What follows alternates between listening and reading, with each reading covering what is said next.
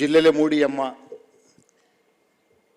శత జయంతి సందేశ సభలో మహాసహస్రావధాని పద్మశ్రీ పురస్కృతులు డాక్టర్ గరికపాటి నరసింహారావు గారి అనుగ్రహ భాషణం. హరి ఓం హరి ఓం. సభ్యులకి విజ్ఞప్తి, ఈ ప్రసంగం మొత్తం అక్కడ కార్యకర్తలు ప్రత్యేకంగా రికార్డు చేస్తున్నారు కాబట్టి ఇంకెవ్వరూ స్మార్ట్ ఫోన్లో రికార్డు చేసే ప్రయత్నం చేయొద్దు. మీ స్మార్ట్ ఫోన్లన్నీ కట్టేసి లోపల పెట్టాలి. నాకు ఫోన్ కనపడితే మీరు విశ్రాంతి ఇచ్చినట్టు లెక్క. అందరూ సహకరించవలసిందిగా కోరుతున్నాం. దయచేసి ఫోన్లు అందరూ కూడా ఫ్లైట్ మోడ్లో పెట్టుకోండి. విజ్ఞప్తి, అందరూ కూడా మీరు ఫ్లైట్ మోడ్లో పెట్టుకోండి. ఎవ్వరు కూడా దయచేసి రికార్డ్ చేయొద్దు. విశ్వజననీ పరిషత్ కెమెరాలో ఇది రికార్డ్ అవుతుంది కనుక ఇంకెవ్వరూ కూడా మీరు కెమెరా మీ మొబైల్స్ను ఫ్లైట్ మోడ్లో పెట్టండి. ఎవరు రికార్డ్ చేయొద్దని విజ్ఞప్తి.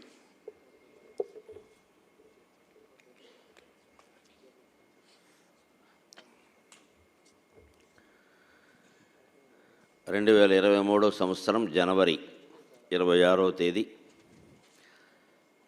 భాగ్యనగరంలోని రవీంద్ర భారతి ప్రధాన సభా మందిరంలో జరుగుతూ ఉన్న జిల్లెలమూడి అమ్మ శత జయంతి ఉత్సవాల ప్రారంభ సమావేశం సందర్భంగా జరుగుతూ ఉన్న అద్వైతమూర్తి అమ్మ అనే ప్రవచనానికి మీకు అందరికీ శుభస్వాగతం పలుకుతున్నాం.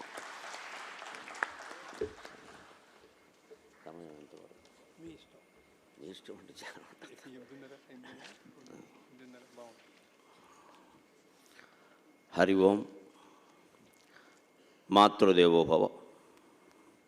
అమ్మకు పల్కి మొక్కుటది అభ్యసనమ్ముగమారే,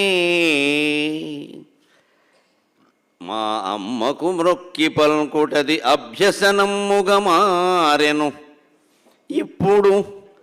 ఇప్పుడు ఆ అమ్మలకెల్ల అమ్మయ్యి, అమ్మలకెల్ల అమ్మయ్యి, ఆత్మగృహమ్మును అందరిల్లుగా సొమ్ముగా మార్చివేసిన యశోమయీ జిల్లెలమూడి అమ్మకు మ్రొక్కి పల్కుటది అభ్యసనమ్ముగమారెను. ఇప్పుడు ఆ అమ్మలకెల్ల అమ్మయ్యి, ఆత్మగృహమ్మును అందరిల్లుగా సొమ్ముగా మార్చివేసిన యశోమయి జిల్లెలమూడి అమ్మకు నెమ్మది మ్రొక్కువాడ నవనీతమయం బగువాక్కునీయగన్. జిల్లెలమూడి అమ్మకు నెమ్మది మ్రొక్కువాడ నవనీతమయం బగువాక్కునీయగన్. వసంత పంచమి నాడు సరస్వతీదేవి జన్మదినంగా భావించేటువంటి రోజుని, ఉత్సవాలు జరుపుకునే రోజుని, ఆ సరస్వతి స్వరూపంగా ఎంతోమందికి ఆశీర్వచన మాత్రం చేత వాంగ్మయ పుష్టి కలిగించిన జిల్లెలమూడి అమ్మ మీద ప్రసంగం చేయడం నా అదృష్టంగా భావిస్తూ ఉన్నాను. అంచేత ఈ వాక్కులకి అమ్మ రూపంలో సరస్వతి కటాక్షాన్ని ప్రార్థిస్తూ ఉన్నాను. మంటికి మింటికిన్ మధుర మంజుల భావ విపంచి నిల్పి, మంటికి మింటికిన్ మధుర మంజుల భావ విపంచి నిల్పి, నాల్గింటి నివేదనాదముల లీలగమీటెడి బ్రహ్మరాణి. మంటికి మింటికిన్ మధుర మంజుల భావ విపంచి నిల్పి, నాల్గింటి నివేదనాదముల లీలగమీటెడి బ్రహ్మరాణి. మా వంటల ఇంటి గిన్నెల కృపారసమెంతయు గృమరించే. మంటికి మింటికిన్ మధుర మంజుల భావ విపంచి నిల్పి, నాల్గింటి నివేదనాదముల లీలగమీటడి బ్రహ్మరాణి. మా వంటల ఇంటి గిన్నెల కృపారసమెంతయు గృమరించే. ఆ వంటలు తిన్న జిహ్వ, ఆ వంటలు తిన్న జిహ్వ, ఇట వడ్డన జేయు రసానుభూతులన్. ఆ వంటలు తిన్న జిహ్వ, ఇట వడ్డన జేయు రసానుభూతులన్. అమ్మ పుట్టిన తేదీ, పరమపదించిన తేదీ, పుట్టు పూర్వోత్తరాలు అనేక విషయాలు నాకంటే ఇతర వక్తలకి బాగా తెలుసు. సమాచారం కోసం మనం ఇక్కడికి రాలేదు. సదాచారం కోసం వచ్చాం. అందుకే ఈ ప్రసంగానికి శీర్షిక అద్వైతమూర్తి అమ్మ. ఆవిడ ప్రధానంగా బోధించింది అద్వైతం. ఆవిడ చెప్పిన మాటలకి వేదాల్లో కానీ, శాస్త్రాల్లో కానీ, ఉపనిషత్తుల్లో కానీ ఎక్కడెక్కడ ప్రమాణాలు ఉన్నాయో వాటిని ఉదహరించే ప్రయత్నం చేస్తాను. ఆవిడ మాటలకి పూర్తి వేద ప్రామాణికత ఉంది, అది తెలియాలి కదా. అప్పుడు మనకి పరంపరగా లక్షల ఏళ్లుగా వస్తున్న సంస్కృతి ఒకటే. అది శంకరాచార్య రూపంలో ప్రసారమైనా, జిల్లెళ్ళమూడి అమ్మ రూపంలో ప్రసారమైనా, ఏ జ్ఞాని రూపంలో ప్రసారమైనా ఒకటే సంస్కృతి ప్రసారం అవుతుంది అని మనకు బాగా అర్థమవుతుంది. అమ్మ చెప్పిన మాటల్లో చాలా ముఖ్యమైన మాట, ముక్తి అంటే ఏమిటి అని అడిగితే 2 మాటల్లో చెప్పింది ఆవిడ. అందులో ఒకటి ముక్తి. 2 మాటలు ఆవిడ వాడింది, అంత సంక్షిప్తంగా మాట్లాడేది. అందులో ఒకటి ముక్తి. మామూలుగా నాకు జీవితానుభవం వల్ల ఓ మాట చెబుతూ ఉంటాను, 18 ఏళ్ళు దాటిన వాడిని ఎవరూ మార్చలేరు, ఇద్దరే మార్చగలరు, అందులో ఒకడు వాడే అని. మరి ఇంకెవడు అంటే దేవుడు, ఇంకెవడు లేడు ఇక్కడ. ఎవడు మార్చలేడు, చెప్పడం అనవసరం. వాడిని మార్చగలిగిన వాళ్ళు ఇద్దరు ఉంటే ఇద్దరెవరో ఉన్నారులే అనుకుంటారు. ఒకడు కాకపోతే ఒకడు దొరుకుతాడు కదా, దొరకడు, ఒకడు వాడే. వాడు మారదలుచుకుంటే మారాలి కానీ నువ్వేం చేయలేవు. ఇక రెండోది దేవుడు. మన వల్ల కానప్పుడు ఏంటంటే, అమ్మా నీకు నమస్కారం, ఏదో ఒకటి చేయమ్మా, బిడుతో నేను పడలేకపోతున్నా అని చెప్పాల్సిందే. అప్పుడు సరే, భగవంతుడు తలుచుకుంటే ఏదైనా చేయగలడు. అమ్మవారికి దేవీ భాగవతంలో చెబుతారు, కర్తం అకర్తం అన్యథా కర్తం. చేయాలనుకున్నది చేస్తుంది, వద్దంటే మానేస్తుంది. ఇది జరగాలి కానీ ఇలా జరగద్దామంటే అలాగే చేస్తుంది. భక్తుడు ఎలా అనుకుంటే అలా మార్చేస్తుంది ఆవిడ. ఎందుకంటే భక్తి ప్రియ, భక్తి గమ్య, భక్తి వశ్య, భయాపహ. కాబట్టి అలాగా ఆవిడ ముక్తి గురించి, ముక్తి అంటే ఏమిటి అంటే 2 మాటలు చెప్పింది, 2 పదాలు కలిపి. అందులో ఒకటి ముక్తే. ఇక రెండో మాట ఏమిటి అంటే తృప్తే ముక్తి అని చెప్పింది ఆవిడ ఒక్క మాటలో. ఇది ఒక్కటి ఇక్కడ కూర్చుని వింటున్న వాళ్ళు అందరూ కనీసం చప్పట్లు కొట్టిన వాళ్ళైనా ఆచరణలో పెడితే బ్రహ్మాండంగా ఉంటుంది. అన్నాకి ఇంకా చప్పట్లు మోగుతున్నాయంటే ఖచ్చితంగా ఆచరణలో పెడతారు. నాకు చాలా ఆనందంగా ఉంది. మాటలు చాలా ఉన్నాయండి, చెప్పేవాళ్ళు ఉన్నారు, వినేవాళ్ళు ఉన్నారు, ఆచరణలో పెట్టేవాళ్ళే లేరు. కాబట్టి ఇలా సమాజం తగలబడింది. చాలా ఆనందిస్తాం మనం, ఎంత బాగా చెప్పారండి అంటాం మనం, అంత చక్కగా మర్చిపోతాం వెంటనే. పైగా ఎంత సౌకర్యంగా మర్చిపోతామంటే అవన్నీ మన వల్ల అవుతాయి ఏమిటి. మరి ఎవడి వల్ల అవుతాయి, ఎందుకు చెప్పారు? వీళ్ళ మొత్తం ఈఎంఐల పేరు మీద అప్పుల పాలవుతున్న సంసారాలన్నిటికీ ఇది పరిష్కారం. తృప్తే ముక్తి. మోక్షం అనగానే నమోక్షో నభసపృష్టే నపాతాళేన భూతలే సర్వాసా సంక్షయే చేతక్షయో మోక్షయితి ఇష్యతే. యోగ వాసిష్టం స్పష్టంగా చెప్పినమాట. యోగ వాసిష్టం ఏం కవిత్వం కాదు, సరదాగా మాట్లాడడానికి. అది శాస్త్రం. అది 32,000 శ్లోకాల శాస్త్రం. శాస్త్రం ఎప్పుడు కత్తి కోసినట్టు మాట్లాడుతుంది. సున్నితంగా చెప్పాల్సిన అవసరం శాస్త్రానికి లేదు, కావ్యానికి ఉంది. కానీ నీకు ఇష్టమైతే చేయలేతమానే ఇదే అబ్బాయిని చెబుతుంది. అంతటి యోగ వాసిష్టం ఏం చెబుతుందంటే, ఏమి మోక్షం అనేది ఎక్కడ ఆకాశంలోనో పాతాళంలోనో ఎక్కడ వేలాడుతూనో లేదయ్యా, నీ మనస్సులో ఉంది. ఆ మనస్సు లేకపోతే మోక్షమే. సర్వాశంక్షయే చేతక్షయో మోక్షయితి ఇష్యతే. నీ మనస్సులో ఉండే కోరికలన్నీ నశింపజేసుకుంటే, మనస్సు లేకుండా చేసుకుంటే అదే మోక్షం. చేసుకోగలిగితే చేసుకో, ఇప్పుడు చేయొచ్చు, ఇప్పుడు వెంటనే చేయొచ్చు. దానికి ముహూర్తం ఏం లేదు ఇక్కడ. ఇవాళ చవితి మంచిది కాదు, రేపు పంచమి మంచిది ఏం లేదు ఇక్కడ. మాఘశుద్ధ పంచమి చాలా మంచిది ఇవాళ. సరస్వతీదేవి వసంత పంచమి ఎంతకంటే మంచిది. రవీంద్ర భారతి కంటే గొప్ప ప్రాంతం ఏమిటి? చాలు, ఇది చాలు. మనం ఏం చేస్తూ ఉంటామంటే గొప్ప గొప్ప సంకల్పాలు అన్నిటికీ వాయిదాలు వేసేసి దసరాల్లో సంక్రాంతిలో ఉంటాం. అంతవరకు మనం ఉంటామేటి ఇక్కడ. అది అయిపోయి ఎక్కడ కుక్క కింద పుడతాం. ఏం చేస్తాం ఇంకా? అప్పుడు రవీంద్ర భారతికి రాయనవరు. మనిషి కాబట్టి రానిచ్చారు, మనుషులందరూ రానిస్తారు ఏమిటి? మోక్షం విషయంలో అంత తొందరపడాలి, ఎందుకంటే అది అంత ఆనందదాయకమైన విషయం. ఇది తృప్తే ముక్తి అంది ఆవిడ. నువ్వు తృప్తిగా ఉన్నావు, అయితే ముక్తిగా ఉన్నట్టు. ఇంకా ముక్తి అంటే ఏమిటి? శరీరం పోవడం ముక్తి అంటే, శరీరం పోవడం మనలో ఎవరికి ఇష్టం ఉందండి? ఎవరికి ఇష్టం లేదండి. శరీరం ఉంటేనే కదా కంకణాలు వేసుకుంటున్నాం. శరీరం లేకపోతే ఏం వేసుకుంటాం? లంకణాలు వేసుకోవాలి. శరీరం పోవడానికి ఎవడు ఒప్పుకుంటాడు? ఒప్పుకోడు. కానీ ముక్తి కావాలంటాడు. మరి పోతే కానీ రాదయ్యా అంటే ఉండగా రావాలంటాడు. ఉండగా రావాలంటే తృప్తే ముక్తి. 50,000 రూపాయల్లో ఎప్పటికీ హైదరాబాదులో హాయిగా బతకచ్చు. మేము బతికి చూపిస్తున్నాం. మాకు లెక్క రాసే ఇల్లాలు ఇక్కడ ఉంది. ఇక్కడ లెక్క రాసే ఇల్లాలంటే వేరే ఇల్లాలు అనుకోకుండా ఒకరే ఇక్కడ ఉంది. ఎప్పుడు మాకు జమ ఖర్చు లెక్క 40,000 దాటలేదు. 50,000తో సంసారం సుఖంగా గడపచ్చు. కానీ ఇవాళ భర్తకి 1,00,000, భార్యకి 1,00,000, 2 లక్షలు కూడా వస్తున్నాయి. అందరూ ఎప్పుడు దిగులు మొహాలు, ఏడు మొహాలు వేసుకు కూర్చుంటున్నారు. ఎందుకంటే తృప్తి లేదు. ఇప్పుడు జీతమేమో 50,000, ఇప్పుడు 3 కోట్లు ఇల్లు కొంటాడు, దానికి ఈఎంఐ పెడతాడు. ఈఎంఐ అంటే ఎవడ మాసికం వాడే పెట్టుకోవడం. పైగా మామూలు పోయిన వాళ్ళకి పెట్టే మాసికాలు సుఖంగా ఉంటే వాడికి ఎవడో పెడతాడు. వీడు మన మాసికం మనమే పెట్టుకోవాలి అక్కడ బతుకుండగా. ఈఎంఐ అంటే ఏదో ఎవడ మాసికం వాడే ఇంట్లోనే పెట్టుకోవడం అంతే. అయ్యి అంటే ఇల్లు అంతే, ఎవడ మాసికం వాడే. ఇది చాలా తేలికైపోయింది. వాడు ఏ వస్తువైనా సరే 2 లక్షలు అండి మీరు ఎలా కొన్నారంటే ఈఎంఐ పెట్టాం. అదే వాడేమన్నా మేనమామా? మనకు అప్పు కాదా అది? ఓ 2-3 నెలలు కట్టకపోతే వాళ్ళు వచ్చి అడగరా, ఇంటికి వచ్చి దౌర్జన్యం చేయరా, ఇష్టం వచ్చినట్టు మాట్లాడరా? ఎంత అవమానంగా ఉంటుంది. అప్పుడు ఆత్మహత్య చేసుకుంటాం ఇక్కడ. లేదు ఇప్పుడు వెనకాల తగులుతారు, వెంటనే మీకు లక్ష్మీ కటాక్షం వస్తుంది, అలా చేసిన తమలపాకు మీద ఆమోదం రాయండి, అరిటాకు మీద ఏమో ఇంకో తేనె రాయండి, ఇలా మొదలెడతాడు ఎవడో ఒకడు. రాసిన ఇప్పటికే ఆమోదం రాసింది చాలామందికి. లేదా అప్పులు ఎందుకయ్యాయి? ఒక్క మాట అండి, జిల్లెలమూడి అమ్మ శత జయంతి, ఈ ఒక్క మాట గుర్తుపెట్టుకోవడం తృప్తే ముక్తి. ఉన్నది ఎందుకు సరిపోవట్లేదు.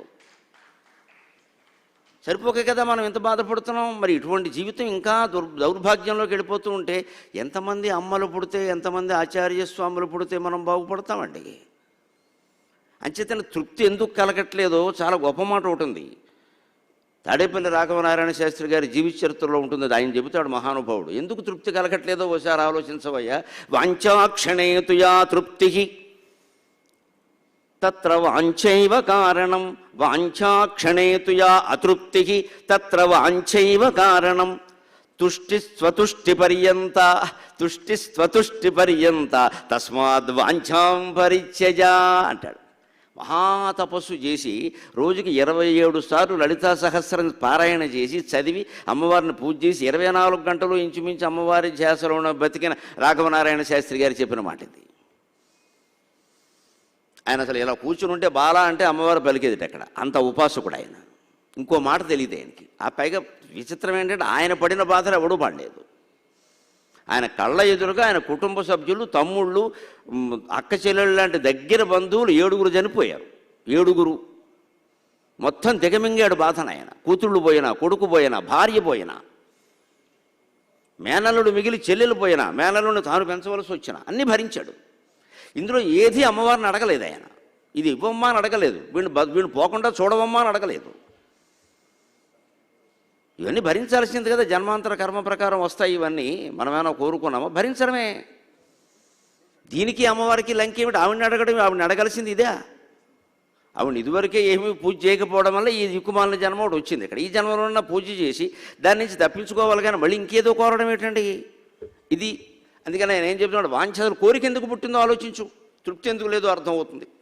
వాంఛాక్షణేతుయా అతృప్తికి, ఒక కోరిక నీలో పుట్టింది అంటే అతృప్తి ఉండబట్టే కదా. తృప్తి ఉన్నవాడు కోరిక ఉండదండి. తృప్తి ఉంటే కోరిక ఎందుకు ఉంటుంది? తృప్తి లేదు కాబట్టే కోరిక పుట్టింది కదా. వాంఛాక్షణేతుయా అతృప్తికి తత్ర వాంఛైవ కారణం, దానికి కోరికే కారణం. ఈ అతృష్టి ఏర్పడడానికి, అసంతృప్తి ఏర్పడడానికి కోరిక కారణం, కోరిక ఏర్పడడానికి అసంతృప్తి కారణం. ఇవన్నీ పరస్పరం ఆధారపడ్డాయి. కోరిక ఏర్పడడానికి అసంతృప్తి కారణం, మళ్ళీ అసంతృప్తి ఏర్పడడానికి మళ్ళీ కోరిక కారణం. అందుకని తుష్టిస్తూ అతుష్టి పర్యంత. ఊరు పెద్ద మనిషి, నీకు సోఫా కావాలన్నావురా, సోఫా వచ్చింది, అప్పటికి తృప్తి అయింది అనుకుంటున్నావు. ఆ సోఫా ఉన్నాక ఎవడో వచ్చి ఏమంటాడు, కూర్చొని మన సోఫాయే కదా, వాడిది కాదు కదా. అందుకే సోఫా బాగానే ఉంది కానీ దీంట్లోకి 4 దివాన్లు ఉండాలి. దివాన్ ఎవడో దిజామునవాబని అడగాలి. ఇప్పుడు దివాన్లో కూర్చొచ్చి పోవచ్చు కదా. మళ్ళీ ఈ కామెంట్ ఒకటి ఇక్కడ. ఇందులోనండి మంచి 3 అందమైన దివాన్లు ఉండాలని. ఎందుకు? ఎవడో వచ్చి కూర్చోడానికి, మనం కూర్చోమాయ.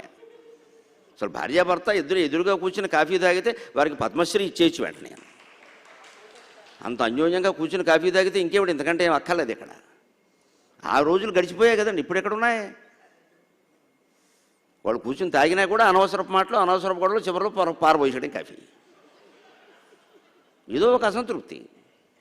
అదే స్నేహితులతో వెళ్ళి హోటల్కి వెళ్ళి గంట సేపు తాగుతాడు అక్కడ కూర్చుని, ఇంత కాఫీయే. భార్యతో తాగలేడు. ఇట్స్ బోరింగ్ అంటాడు ఇక్కడ.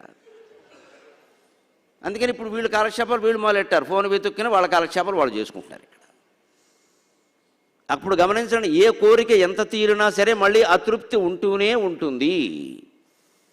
వాంఛాక్షణేతు యా అతృప్తి తత్ర వాంఛైవ కారణం. దానికి కోరిక కారణమైతే పోనీ నీకు ఆ కోరిక తీరింది, తృప్తి కలిగింది, ఉందా తుష్టిస్తూ అతుష్టి పర్యంత. మళ్ళీ ఈ తృప్తి ఎంతవరకు ఉంటుంది అంటే మళ్ళీ అసంతృప్తి కలిగే వరకే. ఇప్పుడు మధ్యాహ్నం శుభ్రంగా పరవాన్నం వేసుకుని గారెలు వేసుకుని భోజనం చేసామండి, సంతృప్తి పడ్డామా? రాత్రి వేసరికి మళ్ళీ తయారవ్వాలా? మధ్యాహ్నం గారెలు ఏమైనా ఉన్నాయా? మధ్యాహ్నం పోయినవాడు కూడా ఉంటాడు ఇక్కడ. అంటే మళ్ళీ అసంతృప్తి బయలుదేరింది. అంటే ఇవి గారెలో పరవాన్నమో తిన్న సంతృప్తి 10 నిమిషాలు మిగిలి, పోనీ 2 గంటలు మిగిలింది, మళ్ళీ సాయంత్రానికి మళ్ళీ తయారైంది. అంచేత లోపం ఎక్కడుందంటే ఈ కోరికలో ఉంది. ఈ కోరికలు ఎందుకు కలుగుతోంది? అతృప్తి కారణంగా. అంచేత అమ్మ చెప్పిన మాట వేదవాక్యం, తృప్తియే ముక్తి. ప్రతిక్షణం మనం తృప్తిగా ఉన్నావా లేదా, మనం తృప్తిగా ఉన్నావా లేదా. అసంతృప్తి ప్రవేశిస్తుందంటే ఈ అసంతృప్తి తీరినా కూడా మళ్ళీ అసంతృప్తే ఉంటుంది. కాబట్టి వద్దు, అసలు ఈ కోరికే వద్దు, అసలు ఏం వద్దు, ఉన్నది చాలు. ఉన్న చోటే ఉంటాం, ఉన్నదేదో తింటాం, ఉన్న పని ఏదో చేసుకుంటాం, ఏం వస్తే అదే వస్తుంది. ఇవాళ పల్లెటూరు నుంచి పట్టణాలు పెరిగెట్టారు, పట్టణం నుంచి నగరానికి వచ్చారు, నగరం నుంచి అమెరికా వెళ్ళారు, మొత్తం అందరం తీసి పారేశారు. ఒక జనవరి నెలలో 2 లక్షల ఉద్యోగాలు పోయాయి. అంతే కదా, ప్రాణాలు తీసేస్తున్నారు. ఉద్యోగాలు తీసేస్తే పోయాయి, ప్రాణాలు తీసేస్తున్నారు. ఒక్క జనవరి నెలలో ఇవాళ వార్తతో సహా 6 కాల్పులు జరిగాయి. ఒక్క జనవరి నెలలో అమెరికాలో 6 సార్లు కాల్పులు జరిగాయి. 30 మంది లేచిపోయారు. అందులో భారతీయులే ఎక్కువ, అందులోనూ తెలుగు వాళ్ళే ఎక్కువ. కర్మ ఎందుకని వస్తుంది? పరిగెట్టేశాం, సుదూర తీరాలు పరిగెట్టేశాం, ఏదో చేస్తామని ప్రాణాల మీదగా తెచ్చుకున్నాం. చాలామంది జీవితాలు విచారణ చేస్తే వీళ్ళకి ఇళ్ల దగ్గర శుభ్రంగా 10 ఎకరాలు 20 ఎకరాలు పొలాలు ఉన్నాయి, మానేశారు మొత్తం. వ్యవసాయం ఏం చేస్తామని, మరి ఏం చేస్తావు? అది మానేసాం ఇక్కడ. అదే అతృప్తి పర్యంతం. మోక్షం అంటే ఇదేనండి. మనం ఉన్న ఊళ్ళో ఉండి మన పనేదో మనం చేసుకుని ఆ వచ్చిన దాంతో సంతృప్తి పడి శుభ్రంగా భార్య భర్త కమగా గత జీవితం కబుర్లన్నీ హాయిగా బాల్యాన్ని నెమరేసుకుంటూ సుఖంగా ఉంటే అయిపోయింది కదా. దీనికి రకరకాలు పెంచుకున్నాం. అందుకని అమ్మ మాట ఎంత గొప్పదో ఒక్క మొక్కలో అర్థమవుతుంది. ఇంకొక మాట, ఒక్కొక్కటి ఆవిడ ఎటువంటి బాణాల్లా వదులుతుందో చూద్దాం.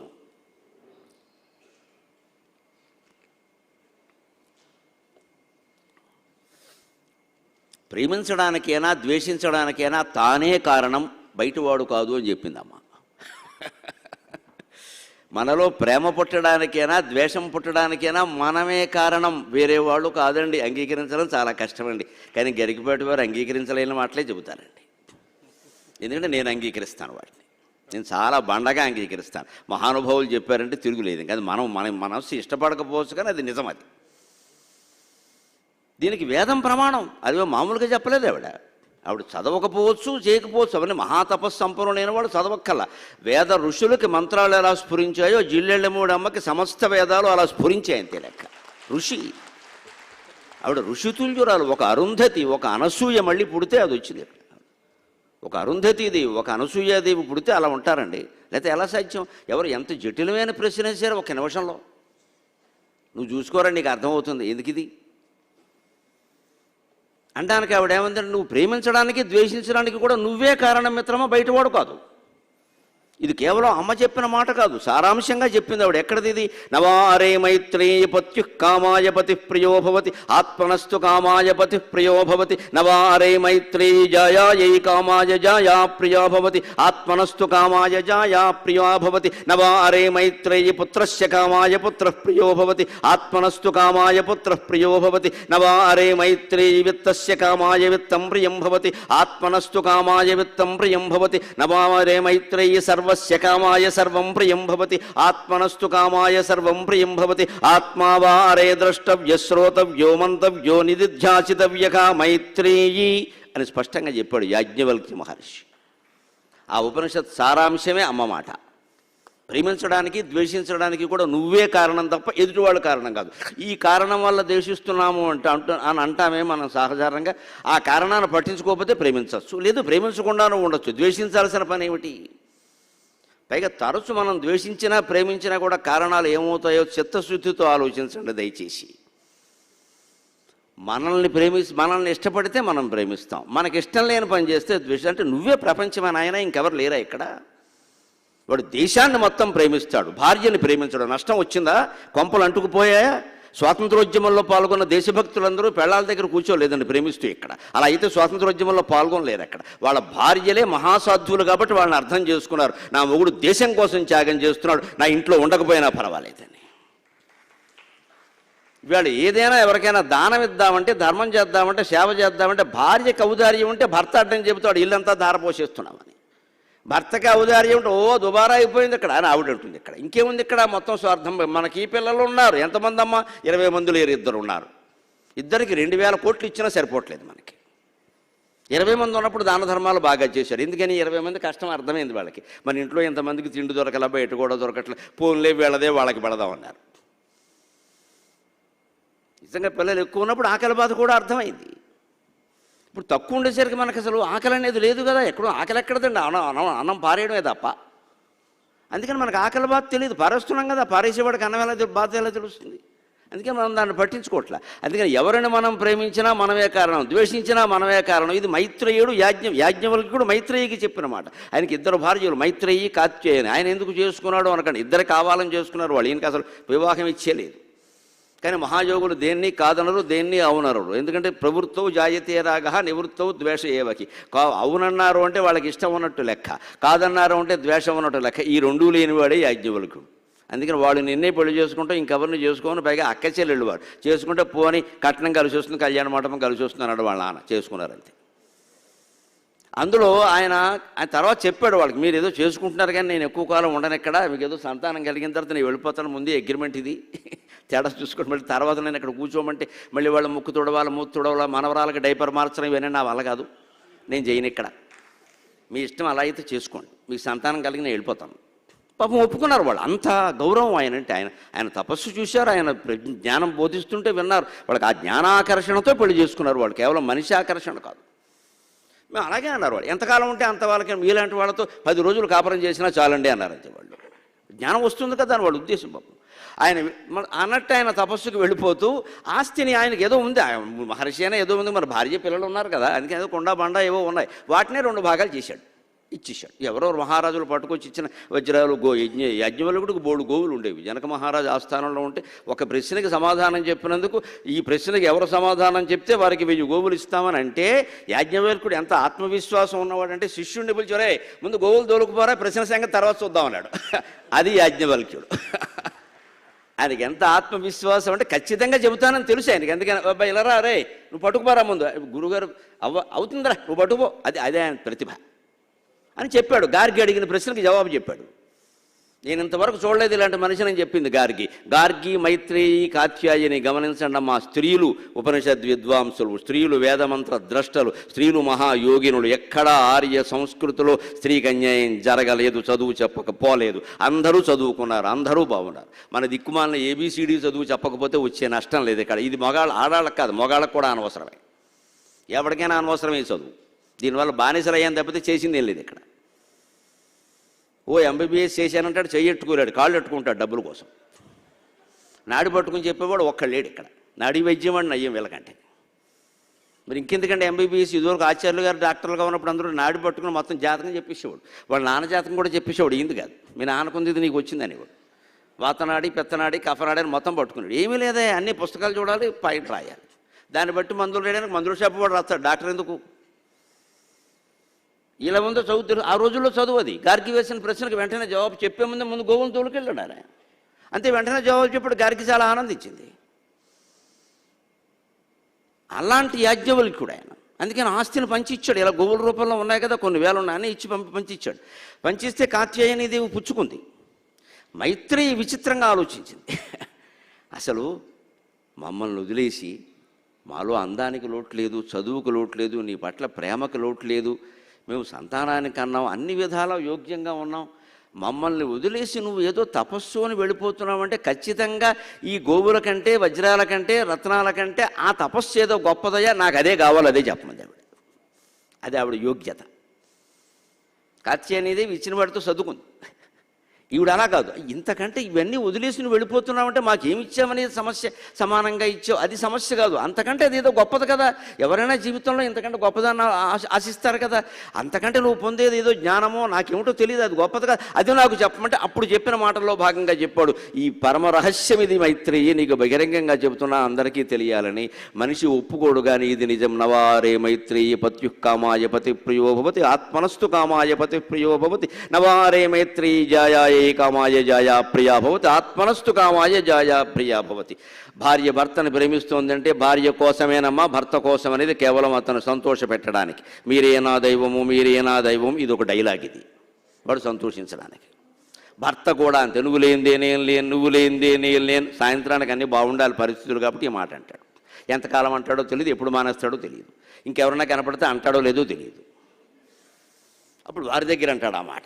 ఇది బహుపాత్రాభినయం. ఇది ఎవడు నమ్ముతాడు ఈ ప్రేమని? ఈ ప్రేమను నమ్మొద్దని వేదం చెప్పింది, ఆ మాట అమ్మ చెప్పింది. నువ్వు ప్రేమించడానికి ద్వేషించడానికి కూడా నువ్వే కారణమయ్యా. నీ మనస్సులో ఉండే ఆలోచన మార్చుకోగలిగితే ప్రేమించేవాడిని ద్వేషిస్తావు, ద్వేషించేవాడిని ప్రేమిస్తావు. అసలు రెండూ వదిలేసి సాక్షిభూతంగా ఉండరాదా? ఎందుకు ఈ ప్రేమలు, ఎందుకు ఈ ద్వేషాలు?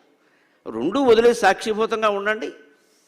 వాళ్ళు మంచి చేయని చెడ్డ చేయని జస్ట్ ఏ న్యూస్, ఒక వార్తగా చెప్పుకుంటాం, వదిలేస్తాం అంతే. దాన్ని ఏది మనం కాదనం అవునను వదిలేస్తాం. అలాగా దాన్నే సాక్షిభూతంగా ఉండడం అంటారు. మారేనాడు వాళ్ళు మారుతారు, లేకపోతే లేదు. మన ఇంటికి వచ్చి తలుపు కొట్టి ఏం గొడవ పెట్టలేదుగా, వాళ్ళ గురించి ఎందుకు మనం చర్చించాలి? అసలు వాళ్ళతో మనకి ప్రమాదం ఏమిటి? ఇది మనం చాలాసార్లు అనవసరంగా ఇతరుల విషయాల గురించి, వాళ్ళ కుటుంబాల గురించి, ఎక్కడో దూర ప్రాంతాల్లో ఉన్న వాళ్ళ గురించి, విదేశాల్లో ఉన్న వాళ్ళ గురించి పరికిమాలిన కబుర్లన్నీ చెప్పుకుని వాళ్ళకంటే మనమే బాగున్నామని పైశాచిక ఆనందం పొందుతూ ఉంటామే. వాళ్ళకి అది సమాధానం. ఈ చర్చ మానేయండి, ఈ చర్చ మానేయండి. చర్చించవలసింది ఏమిటో తర్వాత చెబుతున్నాడు ఆయన. పుత్రుని ప్రేమించినా, భార్యని ప్రేమించినా, భర్తను ప్రేమించినా, డబ్బుని ప్రేమించినా, చివరికి డబ్బుని ప్రేమిస్తున్నావు అంటే డబ్బు మీద ప్రేమ కాదు, నీకు దానితో చాలా అవసరాలు ఉన్నాయి, అందుకని ప్రేమిస్తున్నావు. ఇక్కడ 10 రూపాయల నోటు కింద పడితే కళ్ళకు అద్దుకుంటాడండి, పెన్సిల్ కింద పడితే అద్దుకుంటాడని కూడా చెప్పలేడండి. 10 రూపాయల నోటు వేరు, ఓ చిన్న వస్తువు వేరు. ఓ పువ్వు కింద పడితే అద్దుకుంటాడని ఏం చెప్పలేమండి, ఓ కాగితం మొక్క కింద పడితే అద్దుకుంటాడని ఏం చెప్పలేమండి. నోటు కింద పడితే అద్దుకోండి, ఎందుకంటే లక్ష్మీదేవి కోపం వస్తుందేమో అని భయం. లక్ష్మీదేవి 10 రూపాయల్లోనే ఉంది వీడికి. అంతే, ప్రతి దాంట్లో ఒకటి ఉంది. ఇక్కడ నువ్వు డబ్బుని ప్రేమిస్తున్నావు అంటే నీకు అవసరం కాబట్టి, భార్యను ప్రేమిస్తున్నావు నీకు అవసరం కాబట్టి, భర్తను ప్రేమిస్తున్నావు నీకు అవసరం కాబట్టి. అవసరం లేకపోయినా ప్రేమించగలవా? ఏ అవసరమూ తీరకపోయినా ప్రేమించగలవా? అప్పుడు అది నిజమైన ప్రేమ, అది విశ్వమంతా ఉండే ప్రేమ అవుతుంది. జిల్లెళ్ళ మూడమ్మ ప్రపంచాన్ని మొత్తం ప్రేమించింది. ఆవిడకి ఏం అవసరాలు లేవు కాబట్టి, కాంక్షలు లేవు కాబట్టి, ప్రపంచాన్ని మొత్తం ప్రేమించింది. అందుకే ఆవిడ ఎప్పుడు ఏదో స్వీట్ పెట్టి, పులిహోర పెట్టి, బొబ్బట్లు పెట్టి భోజనాలు పెడదామని చూడాల. చల్లటి మజ్జిగ పోసారు, చింతపండు చింతకాయ పచ్చడి, ఎప్పటికీ చింతకాయ పచ్చడి. అక్కడ మొత్తం బాణాలు చింతకాయ పచ్చడి పెట్టి ఉంటుంది. అక్కడ ఏడాదికి ఒకసారి ఈ చింతకాయలు వలవడమే పని వాళ్ళకి. గూళ్ళన్నీ తెల్లబడిపోయి ఉంటాయి వాళ్ళకి. ఇంత చేసి ఆ చింతకాయ పచ్చడి కోసం నీళ్ళ మజ్జిగ ఒట్టి చల్ల అంటారు దానికోసం ఇల్లు హైదరాబాద్ నుంచి పని కట్టుకుని వెళ్ళిన వాళ్ళు ఉన్నారు. అమ్మ ప్రసాదం వెళ్ళిన వాళ్ళు ఉన్నారు. అది తినగానే ఇదివరకు లేని ఉన్న సందేహాలన్నీ తీరిపోయిన వాళ్ళు ఉన్నారు. ఆ అన్నం అంత గొప్పది, కేవలం అన్నం కాదు, అది ప్రసాదం. అది ప్రత్యక్షమైన ఉదాహరణ చూశాను నేను. మహానుభావులు పొత్తూరు వెంకటేశ్వరరావు గారు లాంటి వాళ్ళు చెబుతుంటే చూశాను, ప్రత్యక్షమే. అంత అన్నానికి ఆ శక్తి ఎక్కడికి వచ్చింది? అమ్మ అద్వైతమూర్తి, అందుకని ఆ అన్నంలో అది ప్రవేశించింది. ఇక్కడ ఉండేవాళ్ళ చేతిలో ఉండే గుణాలు అన్నంలో ప్రవేశిస్తాయి. అందరం గుర్తుపెట్టుకుందాం, ఆడ మగ అందరూ కూడా ఉండే గుణాలు చేతుల ద్వారా అన్నంలో ప్రవేశిస్తాయి. అంతేకాని వండేవాళ్ళని బట్టి కూడా అన్నం ఉంటుంది, దాని ద్వారా వచ్చే గుణము ఉంటుంది. అందుకని ఆవిడ స్పష్టంగా ఇదే మాట మైత్రేయికి యాజ్ఞవల్కుడు ఏ మాట చెప్పాడు ఆ మాట చెప్పిందండి. అందులో అబద్ధమేముంది? వేద ప్రమాణం అది. వేదం చెప్పిందే అమ్మ చెప్పింది, దాన్ని తెలుగులో చెప్పింది, తెలుగు వాళ్ళందరూ వచ్చారు కాబట్టి. ఇందులో చివరిలో ఒక మాట చెబుతున్నాడు చూడండి. ఆత్మావారే ద్రష్టవ్య శ్రంతవ్య శ్రోతవ్య అమంతవ్య అనిధ్యాసితవ్య. అన్నిటికీ నువ్వే కారణం కదా. నువ్వు పుత్రుణ్ణి ప్రేమించినా, భార్యను ప్రేమించినా, భర్తను ప్రేమించినా, డబ్బుని ప్రేమించినా, అసలు ప్రపంచంలో దేన్ని ప్రేమించినా నేను అనేది కారణంగా. నేనెవరో తెలుసుకోవయ్యా. ఆత్మావారే ద్రష్టవ్య, అదే చూడదగింది, అది శ్రోతవ్య, అదే వినదగింది, అదే మంతవ్య, మననం చేయదగింది, అదే నిధిధ్యాసితవ్య, అదే ధ్యానం చేయదగింది. అంచేత ఆత్మ అంటే ఏమిటో నేనెవరని ఆలోచించు. మిగిలినవన్నీ ఎందుకు ఆలోచిస్తావు? ట్రాఫిక్ జామ్ అయింది, ఇరుక్కున్నావు, నేనెవరని ఆలోచించండి. ట్రాఫిక్ కాకపోయినా ఆత్మజ్ఞానం కలుగుతుంది. ట్రాఫిక్ కాకినాడ మనం ఏం చేస్తాం? హైదరాబాద్లో ఏమిటో ఇంతే. హైదరాబాద్ ఏమిటో, మా కాకినాడ కూడా అంతే, వెళ్ళి చూడండి. విశాఖపట్నం అంతే, రాజమండ్రి అంతే. ఎక్కడికక్కడే జనం పెరిగిపోయారు. జనం పెరగడం సమస్య కాదండి, అనవసరంగా కార్లు పెరిగిపోయాయి. ఎప్పుడు నలుగురు కలిసి కారులో వెళ్ళేవారు లేరండి అసలు. ప్రతివాడికి ఒక సొంత కారు కావాలి, భార్యకో కారు, భర్తకో కారు, పెద్ద కొడుకో కారు, చిన్న కూతురుకో కారు. మరి ట్రాఫిక్ జామ్ అవ్వకపోతే ఏమవుతుంది? ఇప్పుడు కారణం ఏమిటి? అతృప్తా కాదా? మనకు ఉన్న దాంట్లో మనం తృప్తి చెందలేకపోతున్నాం, సర్దుకోలేకపోతున్నాం. మనం ప్రతి మనిషికో కారు కావాలి. కారు లేకపోతే ఎలా ఉంటామండి? కారు లేకపోయినా పిల్లనిస్తారు కానీ కారు లేకపోతే పిల్లనివ్వరండి. మీ వాడికి కారు ఉందా? మీ వాడికి కారు ఉందా? కారు ఉంటుందమ్మా, తర్వాత అమ్మేస్తాడు, అమ్మాయిని అమ్మేస్తాడు, కారుని అమ్మేస్తాడు. కారు లేకపోయినా పిల్లనిస్తారండి, కారు లేకపోతే ఇవ్వరండి. అంత స్థాయికి ఎందుకు వెళ్ళిపోయాము? మనం కాపురం చేయడానికి కారు అవసరమా, ప్రేమ అవసరమా? అబ్బే మనకు అన్ని వైభవాలు కావాలి. ఏ బర్డెన్స్ ఉండకూడదు, ఆడపడుచులు ఉండకూడదు, అత్తగారు వెళ్ళిపోతే మంచిది, పరమశత్రువు. ఒకళ్ళు ఉంటే ఇక్కడికి రాకూడదు. అనేక రకాల షరతులు పెడుతున్నాం ఇక్కడ. ఇంకా పైగా ఎన్నో అడుగుతున్నాం ఇక్కడ. కాపురాలు ఏమవుతున్నాయో చూస్తూనే ఉన్నారు ఇక్కడ. ఊరికే ముహూర్తాలు పెట్టి కోట్లు ఖర్చు పెట్టి చేయడమే కానీ నిలబడట్లేదు ఎక్కువ. 2 ఏళ్ళు వేసారు, గొడవలు అయిపోతున్నాయి. ఎందుకని? అతృప్తి. అందరం ఆధ్యాత్మిక సభలకు హాజరవుతాం, అందరం వింటాం, ఆచరణలోకి వచ్చేసరికి అవన్నీ అవుతాయి ఏమిటి? అవన్నీ ఎప్పుడు అబోవ్ 70 అప్పుడు చూసుకోవాలి. ఇంకా అప్పటి వరకు మనం ఉంటాం ఇక్కడ. అందుకని నువ్వు ఇప్పుడు వెళితే ట్రాఫిక్ జామ్లో ఉంటే ఇప్పుడు ఆలోచించండి. నేను ఎవరైనా ఆలోచించాను, ట్రాఫిక్ ఏమిటి, కారు ఏమిటి, పక్కవాడు ఎవడో ఉన్నాడు. ప్రపంచం అంతా ఇలాగే ఉంటుంది, ఎక్కడైనా అంతే. అది పెద్ద పైగా ట్రాఫిక్ జామ్ అయితే నేను అవకాశంగా తీసుకుంటాను. కనీసం నేను షూటింగులకు బాగా తిరిగినటువంటి 10 సంవత్సరాల్లో హైదరాబాదులో కేవలం షూటింగ్ వెళ్ళినప్పుడు కారు ట్రాఫిక్ జామ్ కారణంగా సంస్కృతాంధ్ర సాహిత్యంలో 120 పుస్తకాలు చదివాను. నేను లెక్క పెట్టాను, 120. ట్రాఫిక్ జామ్కి నమస్కారం, నేను రుణపడి ఉన్నాను. ఆ షూటింగ్ బ్యాగ్లో ఓ పుస్తకం మారేసుకున్నాను. ప్రధానమైన అభిజ్ఞాన శాకుంతలో నేను ట్రాఫిక్లో చదివాను. నేను ఎంత గొప్ప గ్రంథం అది, ఎంత క్లిష్టమైంది నాటకం. అక్కడ పెట్టుకున్నాం. ఎలాగో ఇప్పుడు కారు ఎవడదో అది షూటింగ్ వాడు పంపించాడు, టీవీ వాడు, డ్రైవర్ నడుపుతున్నాడు. నేనేం చేస్తాను? అక్కడ కూర్చొని ఊరికే ట్రాఫిక్ అంటే వాడు ఎటో అడ్డంగా తిప్పుతాడు, ప్రమాదం అవుతుంది. వాడిని ఎందుకు కదపాలి? వెనకాల కూర్చొని మనం చదువుకుంటే అయిపోయి జ్ఞానం వచ్చింది. సమయాన్ని వినియోగించుకునే విధానం ఇది. మనం అక్కడే కూర్చుని సొల్లు కబుర్లు చెప్పుకుంటూ ఈ ట్రాఫిక్ సమస్య హైదరాబాద్కి తీరదా అండి? ఏమి తీరదు. ఏ పార్టీ పాలించినా అలాగే ఉంటుంది. అది వాళ్ళ వల్ల వచ్చింది కాదు, మన వల్ల వచ్చింది. అది మన అతృప్తి వల్ల వచ్చింది. ఇందాక చెప్పిన మాట, అమ్మ చెప్పిన మాట, మన అతృప్తి వల్ల వచ్చింది ఇది. ఇంకో మాట, చాలా ఘాటైన మాట చెబుతుంది ఆవిడ. తిథులు విధుల్ని మార్చలేవు అని చెప్పింది ఆవిడ. మనలో చాలామందికి పిచ్చి నమ్మకాలు బాగా పెరిగిపోతున్నాయి. వచ్చాను, తిథులు విధుల్ని మార్చలేవు. నువ్వు ఏ తిథి నాడు చేసినా నీ విధి మారదు.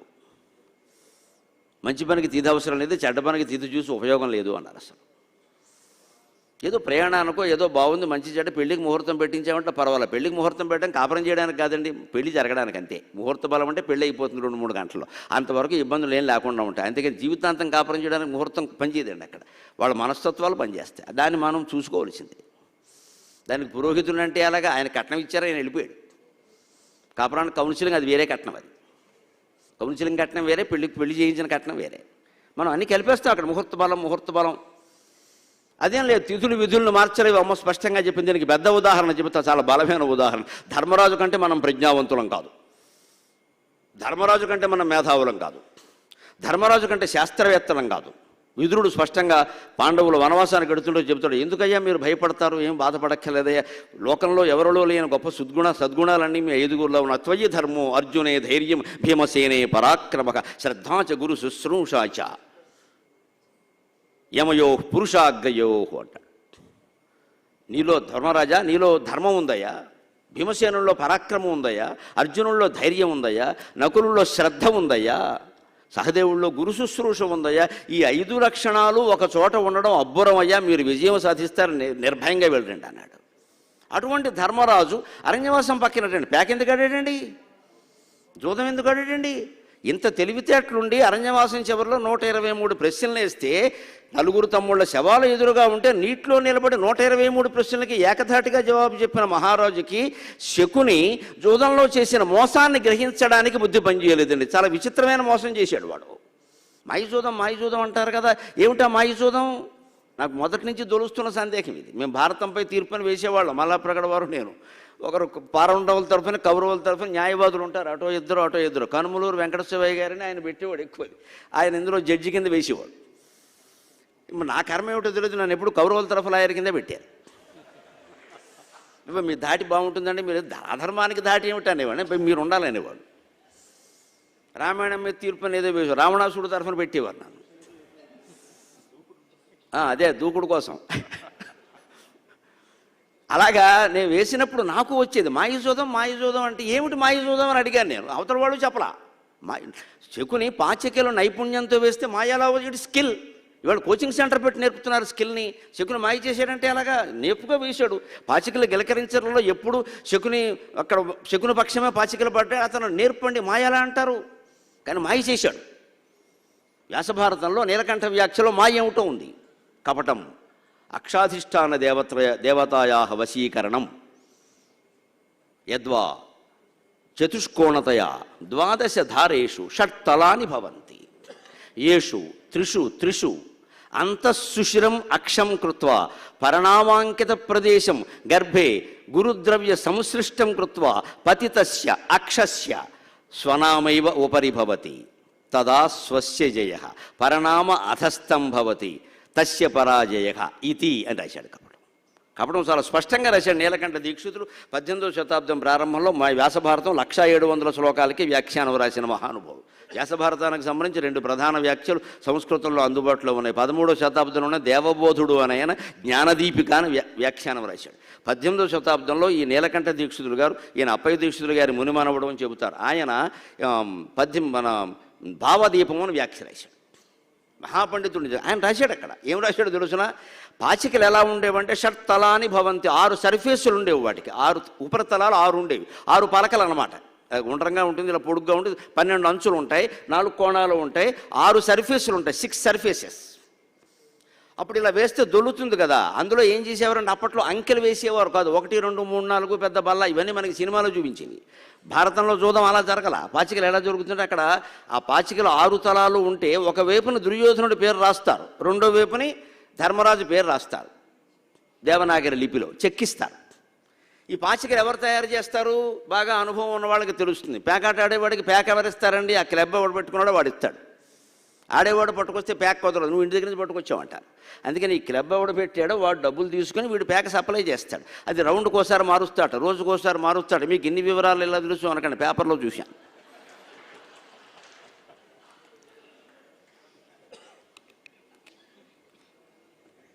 ఆ ప్యాక రోజుకోసారి మార్చాలి, పూటకోసారి మార్చాలి. ఒకటి గొళ్ళు మండితే రౌండ్కి మార్చమంటాడు.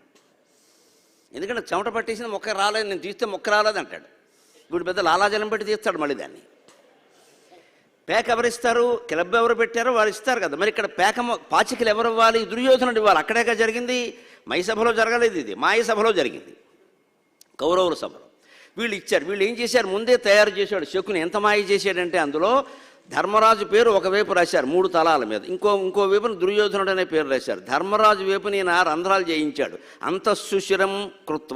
అంతఃసుషిరం అక్షం కృత్వా పరిణామాంకిత ప్రదేశం గర్భే గురుద్రవ్య సంసృష్టం కృత్వా. చాలా పెద్ద మాయ చేశాడు వాడు. ఆ ధర్మరాజు పేరు ఉండే చోట బాగా రంధ్రాలు సన్నగా చేయించి అందులో బాగా లక్క పెట్టాడు. బంగారు ఆభరణానికి లక్క పెడతారుగా లోపల, అందుకని లేదా మొత్తం బంగారమే పెడితే అవుతుంది, ఇక్కడ 10 తులాలు అవుతుంది. అందుకని లక్క పెడతారు. లక్క ఎందుకు పెడతారు అంటే నొక్కులు పడిపోకుండా. అలాగా లక్క లాంటి బరువైన ద్రవ్యాలను ఆ రంధ్రాల్లోకి గెంటేశాడు. ధర్మరాజు పేరుండే చోట, దుర్యోధనుడి పేరుండే చోట తేలిగ్గా ఉంచాడు. ఎప్పుడు వేస్తే ఏం జరుగుతుంది? బరువుగా ఉన్న ప్రదేశం కిందకెడుతుంది, తేలిగ్గా ఉన్న ప్రదేశం పైకి వస్తుంది. ధర్మరాజు ఉన్న ప్రదేశం బరువు వల్ల ఎప్పుడూ కిందకే వెళ్ళింది. దుర్యోధనుడి పేరు పైకి వచ్చింది. దుర్యోధన జయం అన్నారు అంతే. వెంటనే ఇది ధర్మరాజు గ్రహించుకోలేకపోయాడు. ఇదే తిథులు విధుల్ని మార్చలేవు అంటే. ఇంత ప్రజ్ఞ ఉన్నవాడు ఆయన విధి ఆయనకు నిర్ణయించినటువంటి వనవాసాన్ని, అజ్ఞాతవాసాన్ని తప్పించుకోలేకపోయాడండి. దానికి వ్యాసుడు అక్కడ శ్లోకం రాస్తాడు. విధిం నగ్రసతే ప్రజ్ఞాం చ గ్రసతే విధికి విధి పర్యాగతానర్థాన్ ప్రాజ్ఞో న ప్రతిపద్యతే అంటాడు. ఎప్పుడు ప్రజ్ఞని విధి హరించేస్తుంది, కానీ విధిని ప్రజ్ఞ ఏం చేయలేదు, ఎంత తెలివితేటలున్నా సరే. విధి పర్యాగతానర్థాన్ ప్రాజ్ఞోన ప్రతిపద్యతే. విధి ప్రకారం ఒకటి రాసి పెట్టి ఉన్నప్పుడు ఎంత ప్రాజ్ఞుడైనా దాన్ని తప్పించుకోలేడు. దాన్ని తప్పించుకోవాలంటే కొద్ది ప్రమాదంలో తప్పించుకోవడానికి దైవ ప్రార్థన ఒక్కటే శరణ్యం, ఇంకో మాట లేదు ఇక్కడ. నువ్వు ముహూర్తాలు మార్చినా, తిథులు మార్చినా, మండపాలు మార్చినా, తూర్పుగా తిరిగినా, ఉత్తరంగా తిరిగినా, ఎటు తిరిగినా కుదరదు. మనస్సులో ఉండే భగవంతుడి వైపు తిరగవలసింది. స్వామి, నేను ఎందుకు దీనికి లోనవుతున్నానో తెలియదు, ఏ బలహీనతో తెలియదు, నన్ను కాపాడే పూచి నాది అని దుర్వ్యసనం పాలైన వాడు కూడా భగవన్నామస్మరణ మానకపోతే మొత్తం నుంచే బయటపడేస్తాడు భగవంతుడు. లేదా కనీసం తక్కువ నష్టంతో బయటపడి కొంచెం బయటకు వచ్చేలా చేస్తాడు, బుద్ధి వచ్చేలాగా. భగవత్ ప్రార్థన ఒక్కటే శరణ్యం దానికి. అది మార్చేస్తుంది ఖచ్చితంగా. ఎంత గ్రహదోషంబులు దుర్నిమిత్తములు నీ కళ్యాణనామంబు ప్రత్యకమున్ బేర్కొను ఉత్తమోత్తముని బాధల్మెట్టగాజాలునే దగనున్ కప్పగజాలునే శలభ సంతానంబు నీ సేవ చేసి హతక్లేశులు గారుగాక మనుజులు శ్రీకాళహస్తీశ్వర. దుర్జుడు చెప్పిన మాట. ఎప్పుడు నిరంతరం నమశివాయ నమశివాయ నమో నారాయణాయ నమో నారాయణాయ శ్రీమాత్రే నమః శ్రీమాత్రే నమః అని ఎవడైతే నిరంతరం మానకుండా మనస్సులో స్మరణ చేస్తూ ఉంటాడో వాడిని విధి ఏమన్నా చేయదలుచుకుంటే ఆ నామస్మరణ, ఆ తపస్సు ప్రభావం అడ్డం కొట్టేస్తుంది ఖచ్చితంగా. వాడిని రానివ్వదని చెప్పాడు. యోగ వాసిష్టం కూడా అంగీకరించిన మాటది. పవిత్రమనుసంధానం చేత స్మృతి నిత్యశః నిష్ఫలాస్తత్ర శాపాద్యాక శిలాయామివ సాయకాక. ఎవరు సృష్టికి పూర్వం ఆ తర్వాత మొత్తం ఉండేటువంటి అంతర్యామి అయిన పరమాత్మను నిరంతరం మనసులో స్మరిస్తూ ఉంటారో వాడి మీద ఎవరైనా చేతబడు చేసినా, బాణామతులు చేసినా, ఏం చేసినా అవన్నీ ఏమవుతాయంటే రాతి మీద వేసిన బాణాల్లాగా ముక్కు విరిగి పడిపోతాయట. ఏం చేయవు. భగవన్నామస్మరణ అంత గొప్పది. అది చెయ్యం మనం. పొద్దున్నో పావుగంట, సాయంత్రమో పావుగంట అతి కష్టం మీద చేసి నేను ఎప్పుడూ మానకుండా చేస్తా పావుగంట ఇంత చేస్తే, అబ్బో తిండి తినేదేమో గంట, జపమేమో పావుగంట. ఈ జపానికే మనకి చాలా ఎక్కువ. జపం అవగానే అద్దంలో మొహం చూసుకోవడం, ఏమైనా తేజస్సు వచ్చిందేమో, ఏమీ రాలేదు ఇక్కడ. ఇప్పుడు వచ్చేయాలి 4 సార్లు జపం చేయగానే ఏదో వచ్చేయాలి. ఇక్కడ అమ్మవారు వచ్చి జిల్లేళ్ళ మూడు అమ్మ వచ్చి మనం తలుపు తట్టాలి ఇక్కడ. మరి ఆవిడ తలుపు ఎవరు తట్టాలి? అంత తపస్సు చేసింది ఆవిడ. మన ఆశలు అలా ఉంటాయండి. ఇంకా ఏమి రాకపోయినా సరే కళ్ళలోకి ఏదో ఎవరో కనపడగానే నాకు నిన్న అనుకోకుండా కళ వచ్చింది, 10 రోజులు బట్టి జపం చేస్తున్నాం కదా, ఇది అవతల వాళ్ళకి తెలియాలి, వాళ్ళు మనం గొప్పవాళ్ళని అనుకోవాలి, మనకు ఆళ్ళకి దండం పెట్టాలి, మన అహం ఇది. ఇంకెక్కడ తెలుస్తుందండి అద్వైతం? నిజంగా కనుక్కోవాలి అంటే చేయడమే, ఉండిపోవడం ఎవరికి చెప్పాల్సిన పని లేదు, నాటకాలు అవసరం లేదు ఇక్కడ. అందుకే ఇంట్లో జపం చేసేవాడు తలుపేసేయాలి, చెడతేసేయాలి, ఎవరైనా రావద్దని చెప్పాలి, సెల్ ఫోన్ కట్టి అవతల పారేయాలి, అలారం పెట్టుకోవాలి, మళ్ళీ తర్వాత పనులు చేసుకోవాలి. కాబట్టి అరగంట గంట వచ్చేసి తర్వాతలే అంతే. ఒకవేళ అంతా మర్చిపోయి సమాధిలోకి వెళ్ళిపోతే అంతకంటే గొప్ప స్థితి లేదు, అయిపోయింది, గొడవ లేదు, తర్వాత అవతల పారేసుకుంటారు. అంతకంటే కావాల్సింది అంత తెగింపు ఉంటేనే అద్వైతం అర్థమవుతుంది, ఆత్మజ్ఞానం తెలుస్తుంది, మనిషి ఆనందంగా ఉంటాడు. ఇక్కడే ఇప్పుడే ఉంటాడు, ఇంటికి వెళ్ళాక కూడా కాదు, ఇక్కడే ఇప్పుడే తక్షణమే ముహూర్తము. అంత సులభమైంది. కానీ మనం పట్టుకోవాలి గట్టిగా దాన్ని. మరి ఇంత విధికి ఇంత ప్రజ్ఞ ఉన్న ధర్మరాజు విధిని ఎందుకు తప్పించుకోలేకపోయాడండి? ఆయనకి అనేక రకాల పూర్వజన్మలోనే నిర్ణయించబడిన శాపాల వరాల కారణంగా, వీళ్ళలో చాలామంది పూర్వజన్మలు వేరేయుండి ఇక్కడ పుట్టిన కారణంగా అవన్నీ జరగాలి. శల్యుడు ఎవరు అనుకుంటున్నారు మీరు? ప్రహ్లాదుడికి తమ్ముడు. వాడి కర్మ కాకపోతే శల్యుడుగా పుట్టడం ఏంటండి? ప్రహ్లాదుడు, అనుకులాదుడు, సంహ్లాదుడు అని 4 ఉన్నారు వారు.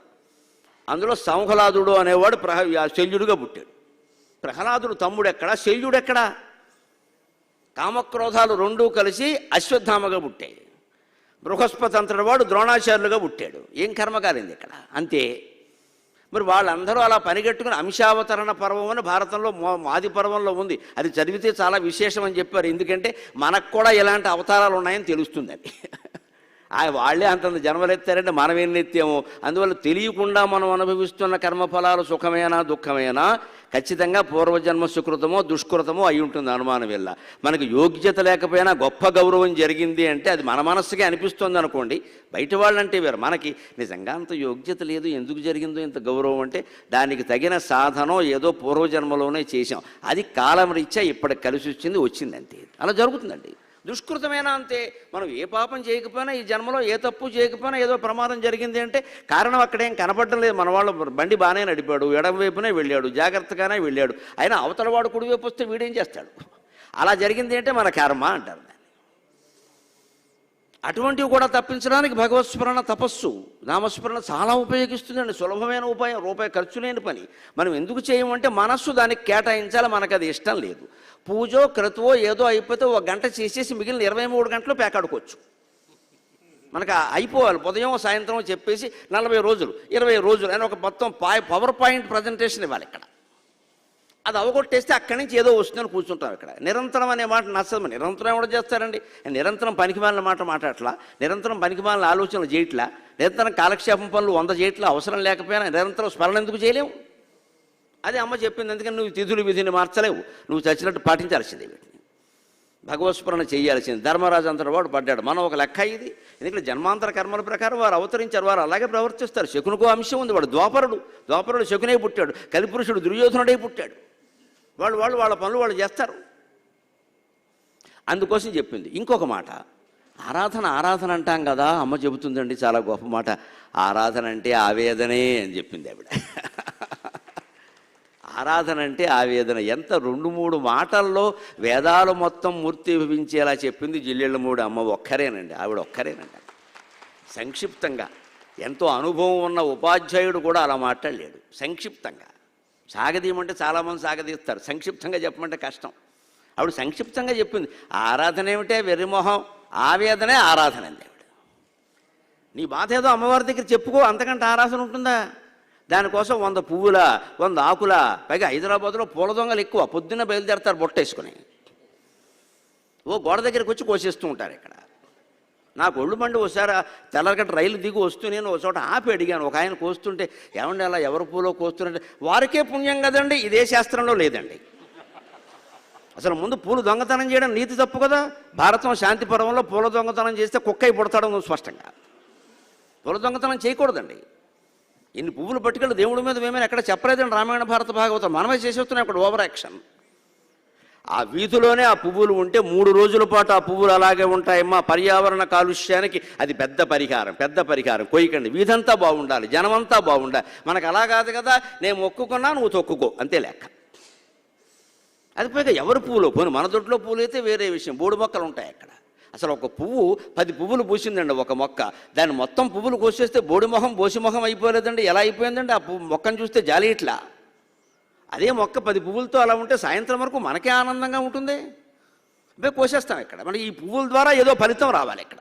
అమ్మవారికి ఈ పువ్వులు ఇష్టం. కదంబ వనవాసిని అంటే కదంబ వనం ఎక్కడ ఉందో అక్కడ ఆవిడ ఉంది అని అర్థం. కానీ ఆ వనమంతా పట్టుకొచ్చి ఆవిడ నెత్తి మీద భారమని అర్థం కాదమ్మా.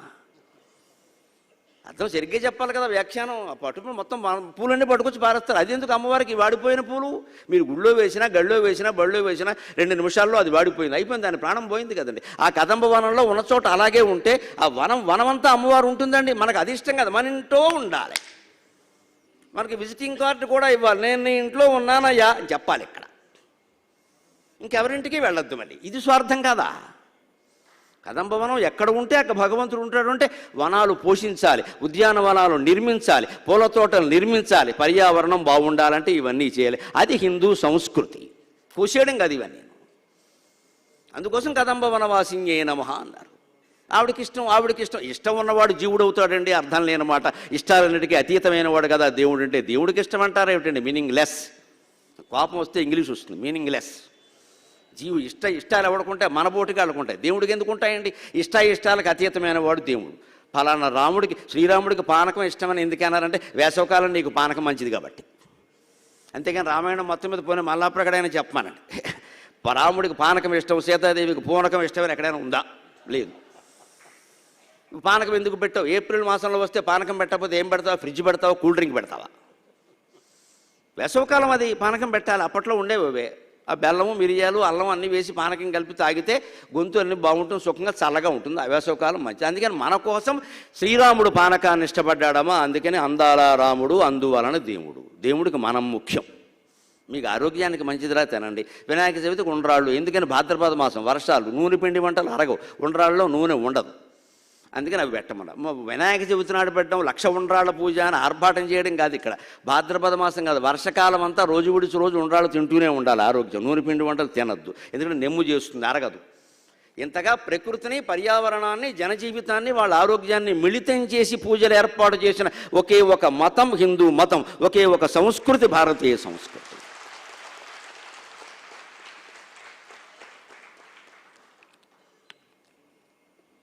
మనం ఆ తత్వం గ్రహించకపోతే అమాయకులు అయిపోతాం ఇక్కడ. అందుకని ఆరాధన అంటే ఆవేదనే. మనకి బాధ కలిగిందండి, ఫోన్ చేసి ఎవరికో చెబుతామండి విచిత్రంగా.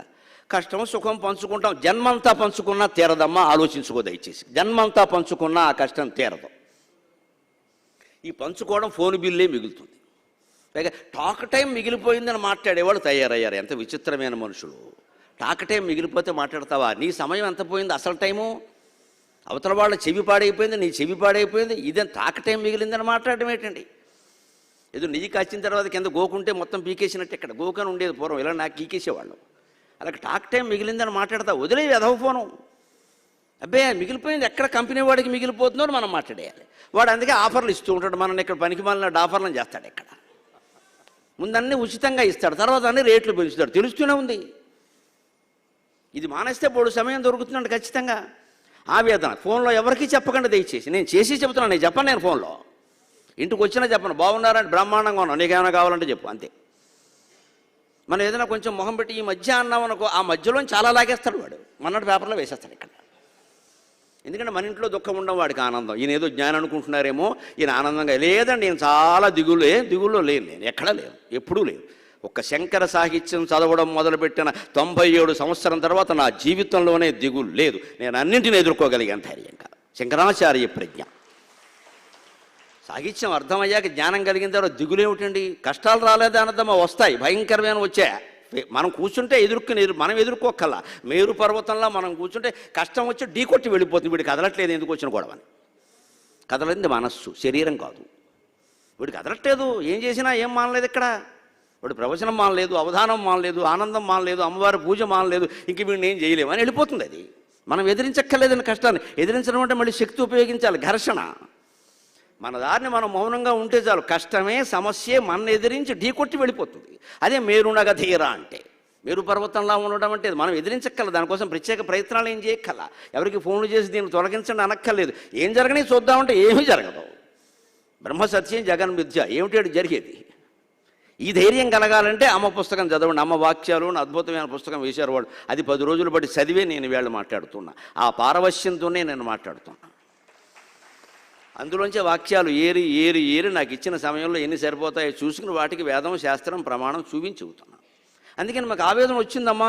నాకైతే దర్శనం గురించి ఆవేదన వేరే ఏం లేదు. అమ్మా అమ్మయటంచు అమ్మయని అమ్మాయంచు, అమ్మా అమ్మయటంచు అమ్మయని అమ్మాయంచు, నేని మార్లమ్మా పిల్చుట ఏడ్చుట, అమ్మా అమ్మయటంచు అమ్మయని అమ్మాయంచు, నేనెన్ని మార్లమ్మా పిల్చుట ఏడ్చుట, ఈ శిశువునే అంకమ్మునందాల్ప గండమ్మై కర్మములు ఎన్ని జన్మలవి అడ్డంబయ్యే, ఈ శిశువునే అంకమ్మునందాల్ప గండమ్మై కర్మములు ఎన్ని జన్మలవి అడ్డంబయ్యే, నాకింక నేత్రముల్ నీవె సహస్ర భారతి, నాకింక నేత్రముల్ నీవె సహస్ర భారతి, పరంధామంబు దర్శింపగన్.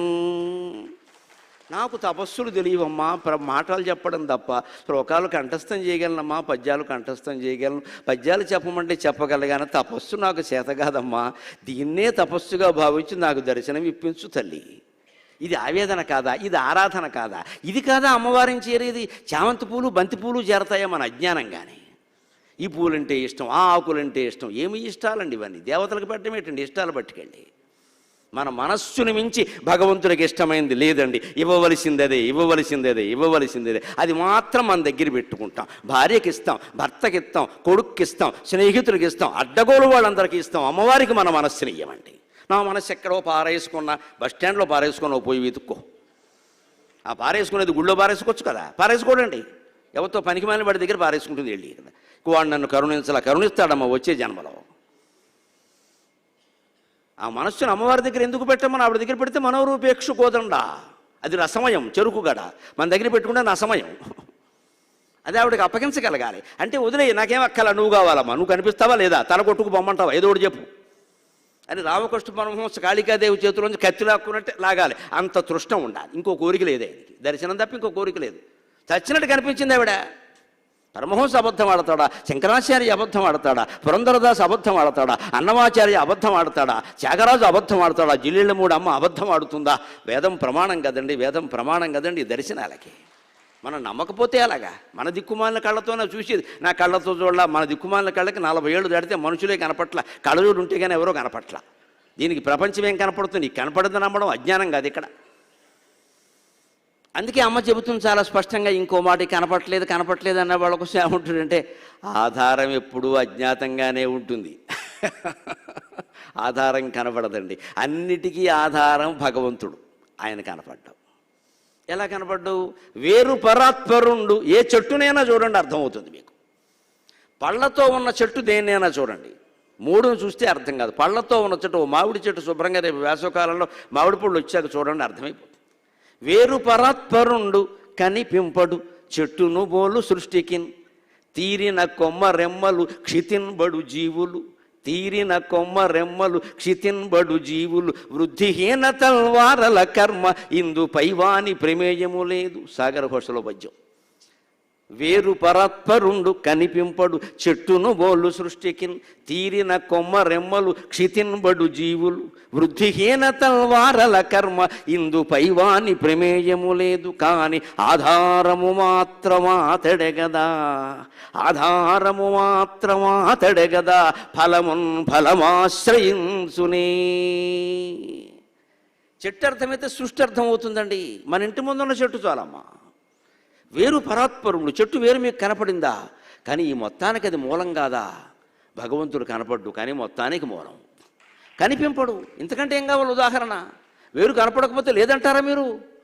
వేరు లేకపోతే చెట్టు ఎక్కడదండి, మరి దేవుడు లేకుండా సృష్టి ఎక్కడదండి? ఇంతకంటే ఏం కావాలి? గొట్టాలు పెట్టి గొడుగులు పెట్టి చూపించాలా దేవుణ్ణి, వీడు దేవుడని? కనిపింపడు చెట్టును బోలు సృష్టికి. మరి జీవులు ఎవరండి?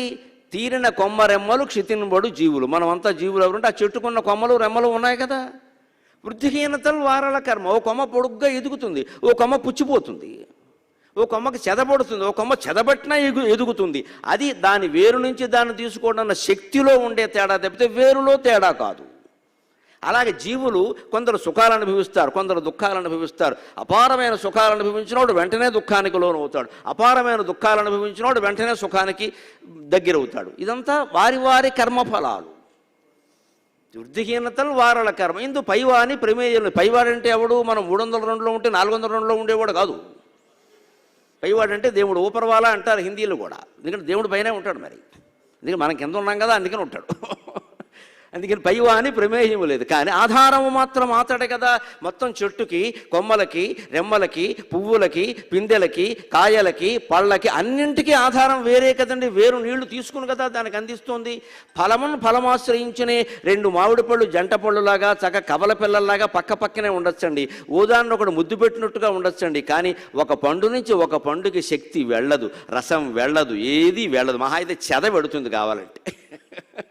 అసలు రసం, అసలు శక్తి వేరు నుంచి రావాల్సిందే 2 పళ్ళకి కూడా. అంటే సృష్టిలో ఉన్న 84 లక్షల జీవరాశులకి, ఒక్కొక్క జీవరాశులు ఉండే కోట్ల సంఖ్యా అపరిమితమైనటువంటి జీవులకి మొత్తం శక్తి ఆదిపరాశక్తి నుంచి రావాల్సిందే. ఇంకో మాట లేదు అక్కడ. అప్పుడు ఆరాధన మరి కదా మనం చెయ్యాలి. అంటే ఆధారం ఎప్పుడు అజ్ఞాతంగానే ఉంటుంది. అంత ఉదాహరణ కూడా అక్కల్లా. అత్యంత వేగంతో ప్రయాణం చేసేటువంటి రైలుకి ఆధారం ఏదండి? పట్టా కదా. పట్టాలు కనపడవు కదా. రైలు వస్తుంటే పట్టా చూడాలి, పట్టా చూస్తే మనం కనపడం ఇక్కడ. నేను పట్టా చూస్తాను, రైలు కింద పడ్డామనుకో, మనం కనపడం ఇక్కడ. నీకు పట్టా ఎందుకు పని లేక రైలు ఎక్కేవాడికి? అంటే రైలు అర్థమైనా అర్థమవుతుంది. రైలు విడుతుంది, అమితమైన వేగంతో విడుతుంది. దానికి ఆధారం ఏది? పట్టాయే కదా. పట్టా లేకపోతే రైలు ఎక్కడ? రోడ్డు మీద విడుతుందా? మరి అంత ఆధారమైన పట్టా కింద ఉండిపోయిందండి. పట్టా ఇప్పుడు కూడా నేను రైలుతో సెల్ఫీ దిగుతా అని ప్రయత్నం చేయలేదు ఇక్కడ. అది ఏ సెల్ఫీనెస్ లేకుండా, ఏ స్వార్థం లేకుండా అణిగిపోతూ, ఎక్కడికక్కడ కృంగిపోతూ ఇన్ని రైళ్లు ప్రయాణానికి కారణమవుతుందంటే ఆ పట్టా భగవత్ స్వరూపమా కాదా? ఆ పట్టా భగవత్ స్వరూపమా కాదా? పట్టా భగవంతుని అర్థమైంది అనుకోండి, కనీసం ప్లాట్ఫారంలో పట్టాలను పాడు చేయకుండా ఉంటాం మనం. ఇదివరకు అదే కర్మ ఉండేది. ప్రతి స్టేషన్లో కంపు కొట్టేసేది మొత్తం. పట్టాలను పాడు చేయకుండా ఉంటాం. సృష్టి అంతా భగవత్ స్వరూపం ఉండడంలో ఉద్దేశం ఏంటంటే దేన్ని పాడు చేయకు, దేన్ని కలుషితం చేయకు, అన్నీ పవిత్రంగానే చూడు. నీ శరీరం ఎంత పవిత్రమో గజ్జి కుక్క శరీరం కూడా అంతే పవిత్రం. దాన్ని ఓపుకుంటే సేవ చేయి, లేదా దాన్ని వదిలే. దూషించడానికి నీకు అధికారం లేదు, దాని వీధిలో తిరుగుతుంది. అంటే ఆధారం ఎప్పుడూ అజ్ఞాతంగానే ఉంటుంది, అమ్మ చెప్పింది. అందుకని ఇది చూడండి, రైలు పట్టా, చెట్టు వేరు. అర్థమైపోయింది కదా వేదాంతం అంతా. ఇంకో మాట చెప్పింది ఆవిడ ఆశ్చర్యకరంగా. చూస్తే కనపడను, కనబడితే చూస్తానండి. చిన్న చిన్న మాటలండి, ఒక్కొక్కటి ఒక్కొక్క వేదం. చూస్తే కనపడను, కనపడితే చూస్తా. ఏమిటండి? సాకారానికి నిరాకారానికి భేదం లేదురా. నువ్వు ఎక్కడో నన్ను చూద్దాం అనుకుంటే నేను కనపడకపోతే నా దోషం కాదురా, అది నీ దోషం. నేను ఇక్కడ ఉన్నాను కదా, నాకు కనపడు, నేను చూస్తానుగా అంది. అంటే గుళ్ళో దేవుడు విగ్రహాన్ని మీరు గమనించండి, ఎప్పుడు ఇలా ఎదురుగా వచ్చేవాళ్ళకి ఎదురుగా ఉంటుంది. అందుకే ఓ పక్క సైడ్కి ఎవరు పెట్టరు. అంతేకాదు ఏ విగ్రహము కూడా పక్కకి చూడదు, ఎదురుగానే చూస్తుంది. ఆ చూడడంలో కళ్ళు ప్రధానం. అందుకే ప్రతిష్ఠ అయ్యే వరకు కళ్ళకి గంతలు కట్టేస్తారు.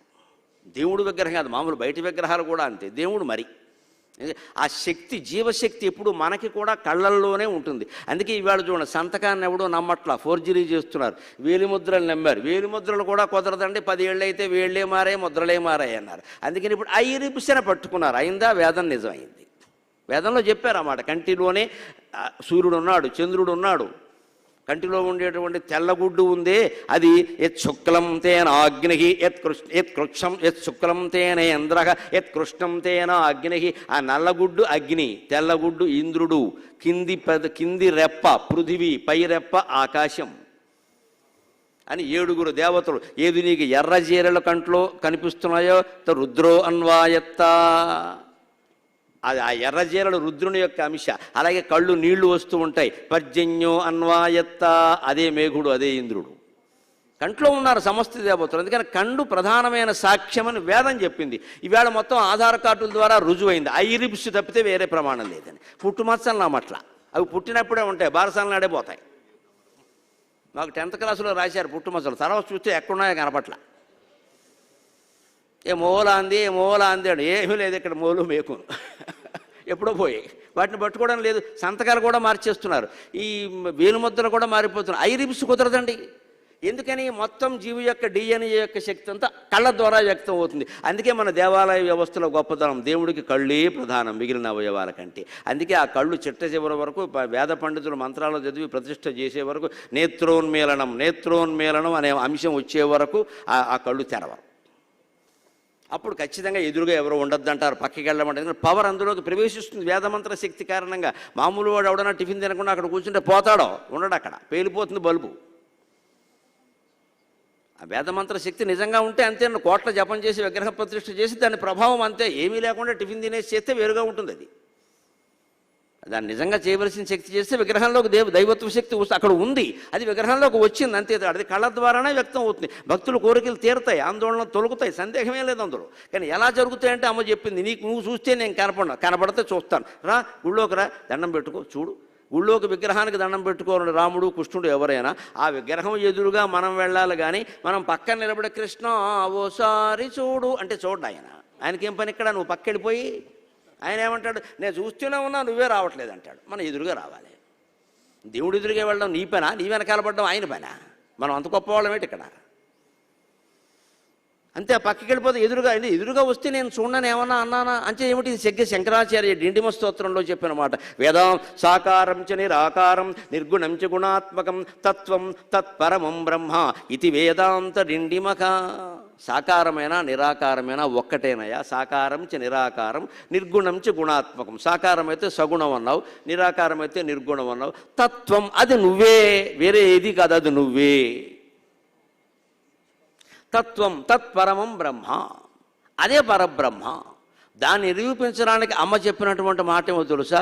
అన్ని నామాలు ఆయనవే కాబట్టి ఆయన నామరహితుడు, అన్ని రూపాలు ఆయనవే కాబట్టి ఆయన రూపరహితుడు. ఇది విచిత్రమైన మాట. కాస్త పెద్దగా చెప్పిన మాట ఇది ఒకటే అర్థం కావడానికి. అది కూడా 2 వాక్యాల కింద చెప్పింది ఏమిటి? అన్ని నామాలు ఆయనవే, ఆయన రూపరహితుడు.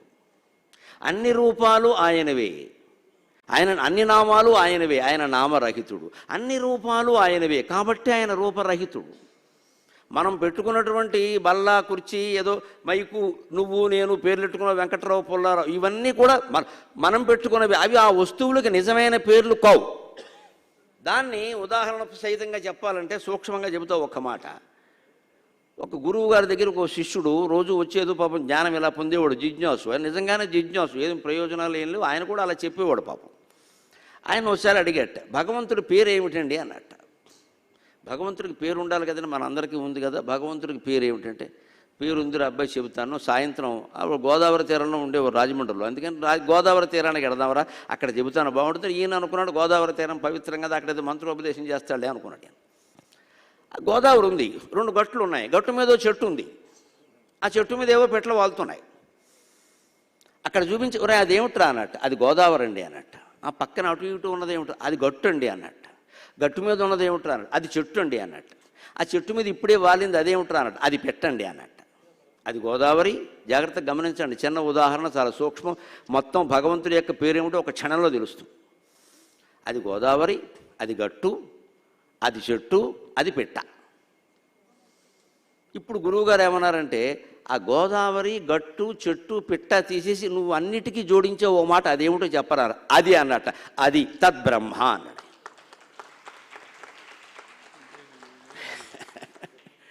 అది ఎందుకు పెట్టావురా, అన్నిటికీ చెప్పచ్చుగా. గోదావరి, గట్టు, చెట్టు, పిట్ట అన్నది అదేమిటంటే, మరి అదే కదండి, అది చెప్పకుండా ఎలాగా, మరి అది చెప్పకుండా కుదరట్లేదే, గోదావరి తీసేసినా పర్వాలా, నువ్వు అది అన్నావు అనుకో, వాడు చూస్తే వాడే గ్రహిస్తాడు అదని. నువ్వు చెప్పేది ఏమిటి?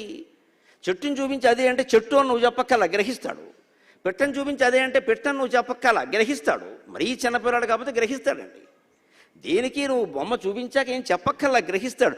అది అదే అనేది మాత్రం లేకపోతే గ్రహించలేడు. అంచేది అన్నిటికీ మూలమైంది అది.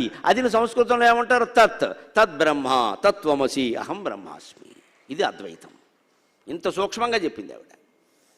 ఆయనకి అన్ని నామాలు ఆయనవే కాబట్టి నామరహితుడు, అన్ని రూపాలు ఆయనవే కాబట్టి రూపరహితుడు. దీన్ని శంకరాచార్య భగవద్గీత వ్యాఖ్యానంలో చెబుతారు. తదితి సర్వనామ సర్వంచ బ్రహ్మ తస్య నామ సర్వనామ. వ్యాకరణానికి వేదాంతానికి పోలికంటే ఇదే. పూర్వం వ్యాకరణం చెప్తే కానీ వేదాంతం చెప్పేవారు కాదు, లేకపోతే మెట్టవేదాంతం అయిపోతుంది అంత. తర్కం వ్యాకరణం చెప్పాక అర్హత ఉందో లేదో చూసి వేదాంతం చెప్పేవారు కానీ ముందే వ్యాకరణం తర్కం లేకుండా వేదాంతం చెప్పారు. ఇప్పుడు చెట్టు కింద కూర్చొని దొంగ జపం చేసి సాయంత్రం వేసరికి 500 నోటు 60 నట్టిపళ్ళు కొట్టేస్తాడు. కళ్ళు మూస్తూ ఉంటాడు, తెలుస్తూ ఉంటాడు, స్వామీజీ అనుకుంటారు, పెట్టేస్తారు, ఇంకా బతికేస్తాడు. తర్వాత 2 శిష్యులను పెట్టుకుంటాడు డబ్బా కొట్టడానికి. ఇది ఉండద్దనే వ్యాకరణం చెప్పారు. ధాతువులు తెలియాలి, వ్యాకరణం తెలియాలి, పుల్లింగం స్త్రీలింగం తెలియాలి. శబ్దం తెలియకుండా నీకు శబ్దాతీతమైన బ్రహ్మ తెలియదు. తర్కం తెలియాలి, లాజిక్. తర్కం లేకుండా భగవంతుడిని నిరూపించలేవు, తర్కంతోటే నిరూపించవచ్చు. హేతువాదం అంటూ ఎక్కడైనా ఉంది అంటే అది భగవద్జ్ఞాన నిరూపణలో, వేదంలోనే ఉంది, ఉపనిషత్తుల్లోనే ఉంది. హేతువుతోనే భగవంతుడు నిరూపించవచ్చు. ఇదే హేతువు. అది గోదావరి అన్నావు, అది గట్టు అన్నావు, అది చెట్టు అన్నావు, అది పెట్టు అన్నావు. సినిమా వాళ్ళు కూడా అన్నారు గోదావరి గట్టుంది, గట్టు మీద చెట్టు ఉంది, చెట్టు మీద పెట్టుంది, పెట్ట మనసులో ఏముంది అన్న. ఏముంది? సినిమా బాగా ఆడితే బాగుండను. ఆ మాట తెలిసినా అర్థం తెలిస్తే వేదాంతమేనండి. అది లేకుండా ఎందుకు మాట్లాడలేకపోయావు అంటే కుదరదు. అంటే తత్ అనే పదార్థం లేకుండా సృష్టిలో ఏది ఉండదు. ఆ తత్ అనేది ఏమిటి? వ్యాకరణం ప్రకారం తదితి సర్వనామ సర్వంచ బ్రహ్మ, అంతయు బ్రహ్మమే. అందుకని సర్వనామం అంటే అన్ని పదార్థాలకి పెట్టదగిన పేరు. అంతేగాని ఏదో నామవాచకానికి బదులుగా వాడబడేది తెలుగు మాస్టర్ చెప్పిన క్లాసులో చెప్పే మాట ఇది.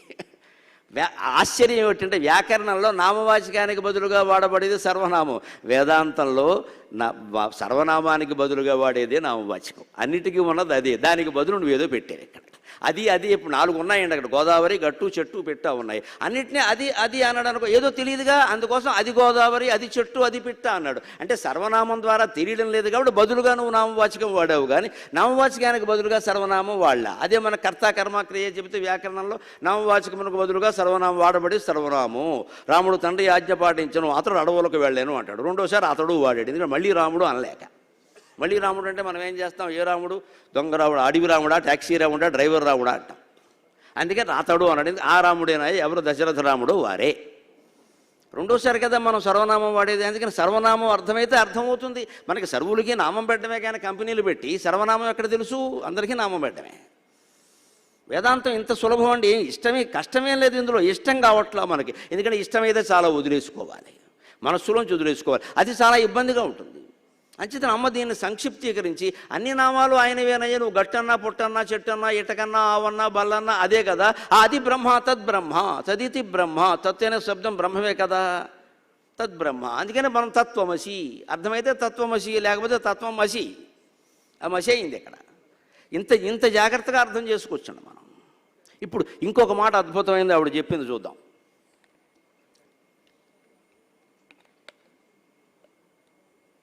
తెలుగు భాషలో ఉండే చిన్న చిన్న మాటల ద్వారా వేదాంతం చెప్పేదండి ఆవిడ. భ్రాంతి అంటే ఏమిటమ్మా అని అడిగారు ఆవిడ్ని. భ్రాంతికి భ్రమకి కొంచెం తేడా ఉందని అబ్బాయి, తెలుగు ప్రకారం సంస్కృతంలో రెండు ఒకటే, భ్రమ నుంచి భ్రాంతి వస్తుంది, దానికి ఏముంది కానీ కొంచెం తేడా ఉంది.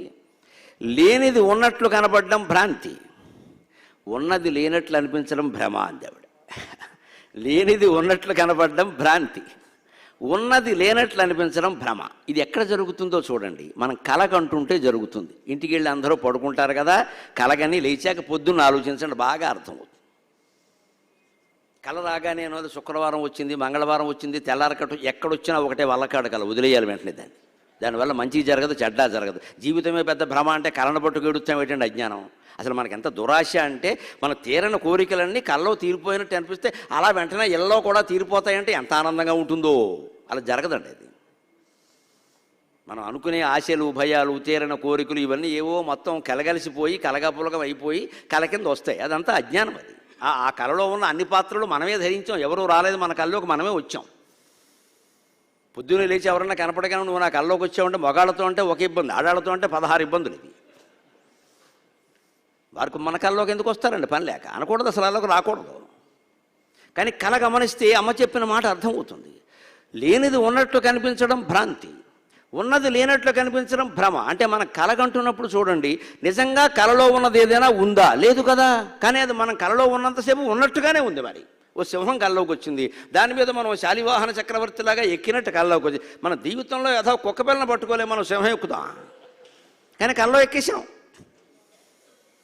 కల్లో ఎక్కేసామండి. శాలివాహనులాగా ట్యాంకు బండి మీద శాతవాహనుడి విగ్రహంలో గుర్రం ఎక్కేసాం, సింహం ఎక్కేసాం. కల్లో వస్తుంది, అలా సాధ్యమేది. నువ్వు కళ నిజం అవుతుంది అనుకుని పొద్దున్న సింహం దగ్గరికి వెళ్ళామనుకో, సింహం ఉంటుంది, మనం ఉండం ఎక్కడ. అంచేత నిజంగా లేనటువంటి సింహం కళ్ళలో వచ్చిందా లేదా, అదే లేనిది ఉన్నట్టు కనపడడం భ్రాంతి. ఆ సింహం రూపం మనమే ధరించాం, ఆ ఎక్కిన మనిషి రూపం కూడా మనమే ధరించాం. ఇంకోటి, ఉన్నది లేనట్లు కనపడడం భ్రమ అందే అమ్మ. అవి ఉన్నదేమిటి? నిజంగా కలగంటున్న వాడి శరీరం మంచం మీద పడుకుని ఉందా లేదా, 6 అడుగుల పొడుగు, 3 అడుగుల వెళ్లపు, పక్కన భార్య పడుకుంది కూడా చోటు లేకుండా పడుకున్నాడు ఈ సన్నాసి. లేకపోవడం ఏంటి? కళేబరం ఇక్కడే ఉందిగా, ఇంత పొడుగు కళేబరం ఉంది అక్కడ, 6 అడుగులు పొడుగు, 3 అడుగులు వెడల్పు ఉంది. ఇది ఉన్నట్టా లేనట్టా ఉంది, కానీ కల్లో ఉన్నంతసేపు ఇది లేనట్టే, కల్లో ఉన్న శరీరమే మనం అనుకున్నాం.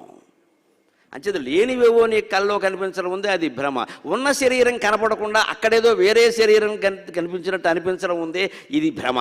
రెండు అంతేరా అబ్బాయి, వదిలేయన. దీన్ని తెలుగులో ఒక్క చక్కని మాటలో చెప్పొచ్చండి. తెలుగు భాష ఎంత గొప్పదో అర్థమైంది నాకు ఆ విషయం తెలిసాక. ఏమి తెలుగురా అనుకున్నా. సుబ్బారావు గారు ఇంట్లో ఉన్నారా అంటే లేనట్టున్నారు అంటాడు. లేనట్టు ఉండడం ఏంటండి? చాలా విచిత్రమైనది భాష ఇది. లేనట్టున్నారా, లేనట్టు ఉండడం ఏంటి? లేకపోతే లేకపోవాలి, లేనట్టు ఉండడం ఏంటి? విరోధాభాష ఇది. గట్టిగా లోపలికి కడితే ఇంకో మాట అంటాడు, ఉన్నట్లు లేరంటాడు. అదేమిటి? వేదాంతం నేర్చుకుందుకు నన్ను అడిగితే తెలుగు భాషను మించిన భాష లేదండి. చాలా చిన్న మాటలు ఇవి, రోజువాడేవి. సుబ్బారావు గారు ఉన్నారంటే లేకపోతే లేరని చెప్పు, ఉంటే ఉన్నారని చెప్పు. లేనట్టున్నారు అంటే లేకపోవడం కూడా ఒక ఉనికి మిత్రమా. లేకపోవడం కూడా ఒక ఉనికి.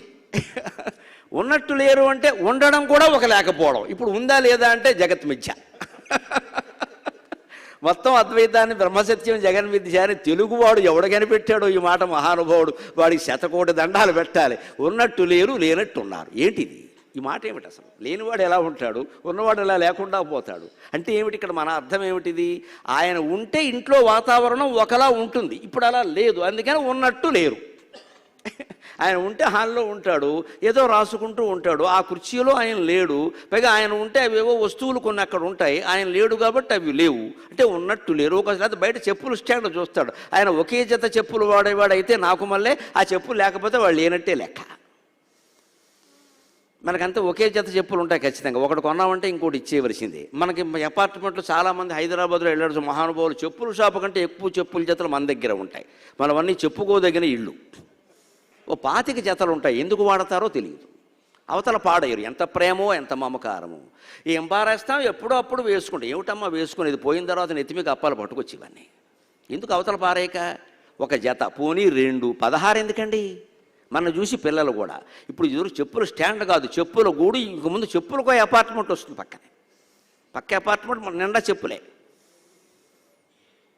ఇందులో ఏ తొడుక్కోవాలో తెలియదు, ఇలా చూస్తూ ఉంటాం. ఒకడు ఓ కాలికి ఒక చెప్పు, ఇంకో కాలికి ఇంకో చెప్పు వేసుకుని వెళ్ళాడు ఇలాగే సభకి.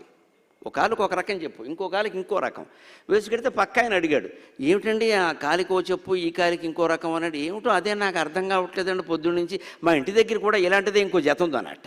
మరి ఉండదా? ఎంత పిచ్చాడండి, ఇంటి దగ్గర కూడా ఇలాంటిదే జత ఉంది అంటే ఈ 2 జతలు ఎవడో పట్టుకొచ్చి పెట్టాడా? ఇంటి దగ్గర కూడా ఇలాంటిదే ఒక జత ఉందంటే 2 జతలు అక్కడ ఉన్నప్పుడు నువ్వు ఒకటి ఒక రకం ఇంకో రకం వేసుకుని మిగిలిన 2 అక్కడ ఉండవా? అది విచిత్రం, అది కూడా అర్థం కావడం. ఏమిటోనండి పొద్దున్న నుంచి బుర్ర పగిలిపోయి ఎడుతున్నాను ఇందాక నుంచి, మా ఇంటి దగ్గర కూడా ఇలాంటిదే ఒక జత ఉందన్నట్ట. ఎంత అయోమయంగా మాట్లాడతామండి. అసలు ఇన్ని జతల చెప్పులు అవసరమా? తీసిపారేయలేమో వాటిని. లేని వాళ్ళు ఎంతమంది ఉన్నారండి, కొనుక్కోలేక చచ్చిపోతున్నారు. పని మనుషులకో మరొకరికో అవసరమైన వాళ్ళకి ఇచ్చేయలేమా? వాడము తీయము అలా అట్టు పెట్టుకుని కూర్చుంటాం. ఇది అర్థం చేసుకోండి, ఉన్నట్టు లేరు లేనట్టున్నారు. దీన్ని శంకరాచార్య వేదాంతంలో ఎలా చెప్పారు? ఉన్నది లేదు లేనిది ఉన్నదటంచును పలుకునేతడు, ఉన్నది లేదు లేనిది ఉన్నదటంచును పలుకునేతడు. సాగర ఘోష కావ్యంలో శంకరాచార్య అద్వైతం గురించి చెబుతూ రాసిన పద్యం ఇది. ఉన్నది లేదు లేనిది ఉన్నదటంచును పలుకునేతడు, ఏమున్నది వీని వాదమని ఒక్కట త్రోసిన త్రోయవచ్చు, ఏమున్నది వీని వాదమని ఒక్కట త్రోసిన త్రోయవచ్చు. నీ ఉన్నదటన్న ఉన్నయది ఊడినదన్నను ఊడిపోవు, నీ ఉన్నదటన్న ఉన్నయది ఊడినదన్నను ఊడిపోవు. నీవన్నది ఏది ఏది అని ఆత్మ నెరింగిన తెట తెల్లమౌ. ఉన్నది లేదు లేనియది ఉన్నదటంచును పలుకునేతడు. ఉన్న జగత్తు లేదంటాడా శంకరాచార్య? కనిపించని బ్రహ్మ పదార్థం ఏదో ఉందంటాడా? ఏమిటా బ్రహ్మ పదార్థం? అదే పరమార్థమా పరమాన్నమా ఏదో కనపడాలి కదా. లేనిది ఉందంటాడు, ఉన్నది లేదంటాడు. ఏముంది నా వాదనాన్ని మీరు తోసేస్తే తోసేయండి, నాకేం నష్టం లేదు. నేను బతకాల్సిన 32 ఏళ్ళు అయిపోయినా నేను వెళ్ళిపోతాను, నాకేమిటి? ఉన్నది లేదు లేనిది ఉన్నదటంచును పలుకునేతడు, ఏమున్నది వీని వాదమని ఒక్కట త్రోసిన త్రోయవచ్చు. నీవు ఉన్నదటన్న ఉన్నది ఊడినదన్నను ఊడిపోవు. అంతా నీ ఇష్టమేనయ్యా, నీ మనసుకు ఉందంటే ఉంది లేదంటే లేదు. కానీ ఒక పని చెయ్యి, ఒక అభ్యాసం చెయ్యి.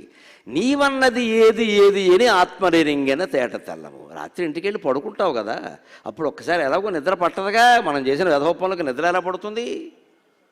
రాత్రి నిద్ర ఎప్పటికి పడుతుంది అంటే పగలు తల వంచుకునే పని చేయని వాడికి రాత్రి నిద్ర పడుతుంది. అంతే కదా, ఏవో ఉంటే ఎలా నిద్రపడుతుందండి? ఎందుకంటే పట్టద. ఓ పని చేయి, నేనెవరు, ఈ శరీరం నేను కాదు తెలుస్తోంది, ఇది పడుకున్నా సరే నాకు కలుస్తోంది. ఈ మనస్సు నేను కాదు తెలుస్తోంది, నా మనస్సు వేరే చోటకి అమెరికా వెళ్ళిపోతుంది, ఆస్ట్రేలియా వెళ్ళిపోతుంది, అంబాజీపేట వెళ్ళిపోతుంది. నేను ఇక్కడే ఉండగా అంచేత మనస్సు నేను కాదు, శరీరము నేను కాదు, బుద్ధి అంటే అసలు అది ఇక్కడ కనపడమే లేదు. ఏది నేను కానప్పుడు నేనేదో వేరే ఉంది కదా, అదేమిటి అని ఆలోచించు. నీవన్నది ఏది ఏది అని ఆత్మనిరింగిన తేట తెల్లము. ఎందుకు తెలుసుకోలేకపోతున్నామో తెలుసునండి. ఒక్క మాట, అమ్మ చాలా సూటిగా చెప్పింది ఆ విషయాన్ని. ఈ విషయం నీకు తెలియాలి అంటే, అబ్బాయి ఇది నాకు కావాలి, ఇది కావాలి అనే కోరిక లేకపోతే అంతా ఆనందమే అని చెప్పింది ఆవిడ. ఇది కావాలి అనే కోరిక లేకపోతే అంతా ఆనందమే. మనం ఆ కోరికల కారణంగానే వాళ్ళలో పడుతున్నామండి. ఒక పని ఏదైనా చేస్తున్నాం, వారు అడిగారు, మనం వచ్చాం, మాట్లాడాం. అంతేగాని నేనే నరసింహమూర్తి గారికి ఫోన్ చేసి జిల్లెళ్ళమూడు అమ్మకి నన్ను మించిన భక్తులు లేరండి పెట్టండి అంటే అసలు ఆ పిలిచే విధానం, ట్రీటింగ్ మొత్తం విధానం అంతా మారిపోతుందండి. పైగా మైకులో చెప్పేస్తారు, ఆయన అడిగారు పెట్టామంటారు, కొంపలు అంటుకుపోయాయి. కాంక్ష ఉండడం కాదు, నిజంగా లేకపోయినా అడగకూడదు. ఎందుకు అడగాలి అంటే మనకేదో ఉన్నదాన్ని ఎవరికో చెప్పాలంటే అదో అహంకారం అది. ఇంత చదివి చెప్పకుండా ఎలాగంటే చదివి చెప్పడానికి ఏమిటి, ఆచరించడానికి. అడిగితే చెప్పాలి. జ్ఞానే మౌనం అన్నారు రఘువంశంలో. జ్ఞాని మౌనంగా ఉండాలి. అడిగితే చెప్పాలి, అడగకపోతే తప్పు అన్నారు. చెప్పకపోతే తప్ప. ఎందుకంటే అందరికీ తెలియదు. కొందరేవో గ్రంథాలు చదువుతారు, ఆ తాపత్రయం పడ్డారు, వాళ్ళకి భగవంతుడు అనుగ్రహం కలిగింది. వాళ్ళు చెప్పకపోతే లోకానికి తెలియదు కదా, అందుకని చెప్పాలి ఎప్పుడు అడిగినప్పుడు. అడగకుండానే మనమే ఫోన్లు చేసి ఏమండి పెట్టండి చాలా కాలం ఏందండి అని చెప్పి అంటే అయిపోయింది, తెలిసిపోయింది. ఇంకా ఈ మధ్య చచ్చిపోతున్నారంటే కార్యక్రమాల కోసం అంటారు. అయితే ప్రతిరోజు మనం వేదిక మీద కనపడాలా, ప్రతిరోజు మన్నాడు పేపర్లో జిల్లా అనుబంధంలో మన మొహం చూసుకోవాలా, ఇదో పెద్ద దురది ఇది. ఎందుకుంటాను మన వేదికలన్నిటి మీద? మనకేం పని? మన అవసరం లేనప్పుడు అక్కడ మనం తగినంత పని ఉంటేనే మనం ఉంటాం, లేదా ఉండం. బోడు సభలు నడుపుతూ అన్ని చోట్ల మనం ఏ పనైనా అంతే ఇంట్లో మనం పిలవకుండా మనం చేయక్కర్లేదండి. పిలవకపోతే పెళ్ళికే వెళ్ళొద్దన్నారు. కొన్ని పనులు అనవసరంగా నెత్తి మీద వేసుకుంటూ ఉంటాం మనం. వాళ్ళు ఇంకా అడగకుండానే మనమే వెళ్ళి చెప్పేస్తూ ఉంటాం. అక్కడ చెప్పి లోకు అవుతాం. చివరికి మన మాట వాళ్ళు పాటించాం. అందుకని ఎప్పుడూ మౌనమే. అందుకని ఇది కావాలి అనే లేకపోతే అంతా ఆనందమే అన్నారు. అంటే ఇది కావాలని ఎక్కడ అనిపిస్తోంది? అమ్మ ఏమంది? ఇది కావాలనేది లేకపోతే అంతా ఆనందమే. కావాలని ఎక్కడ అనిపిస్తోంది? కావాలని ఎక్కడ అనిపిస్తుంది? మనస్సులో. అందుకని మనం అమ్మవారిని కోరాల్సింది ఒకటే మాట, నాకేమీ జగవద్దు తల్లి తమరా నాకమ్ము వ్రాసిచ్చిన నాకందు తలపోటు తప్పదు గదా. నాకేమీ జగవద్దు తల్లి తమరా నాకమ్ము వ్రాసిచ్చిన నాకందు తలపోటు తప్పదు గదా. నా చిత్తమే ఇచ్చెదన్ గై కొమ్ము, నా చిత్తమే ఇచ్చెదన్ గై కొమ్ము, ఈ ఎదురీతకంతటికి ఈ గయ్యాళి ఏ కారణంబు, ఈ ఎదురీతకంతటికి ఈ గయ్యాళి ఏ కారణంబు. ఓ కాళీ పరదేవత, ఓ కాళీ పరదేవత, సుకవిత వ్యోమాపగా సేవిత.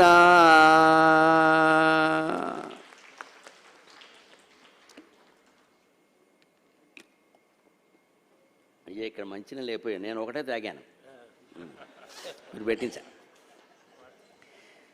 భగవంతుడు మనం నిజంగా కోరాలి అనిపిస్తే కోరవలసింది ఒకటేనండి, నాకేమీ జగవద్దు తల్లి, నువ్వేమి ఇవ్వద్దమ్మా, నువ్వేమిస్తావో నాకు తెలుసు. ఋషులు మహాతపస్సులు చేస్తే ప్రత్యక్షమైన దేవతలు ఏమన్నారు అంటే, చివరికి నచికేతుడు లాంటి వాడు తండ్రి ఇచ్చిన శక్తి కారణంగా యమలోకానికి వెళ్ళి ఆయన అడిగితే ఆయన కూడా ఎలా ప్రలోభ పెట్టాడంటే, నాకు చనిపోయిన తర్వాత ఏం జరుగుతుందో చెప్పమంటే, అవన్నీ ఎందుకయ్యా, మంచి వయసులో ఉన్నాడు పెళ్లి చేసుకో అన్నాడు. మొత్తం ప్రలోభ పెట్టడం మీద పడగొట్టేయడం. నీకు రథాలు ఇస్తాను, గుర్రాలు ఇస్తాను, సంపదలు ఇస్తాను, ఇది ఒక్కటే అడక్కను, నాకు అదే కావాలన్నాడు. అందుకే నచికేతుడు కఠోపనిషత్తు బయలుదేరింది. 3 వరాలు ఇస్తే 2 వరాలు ఏదో తండ్రి గురించి కోరాడు. పాపం ఆయనకేం స్వార్థం లేదు.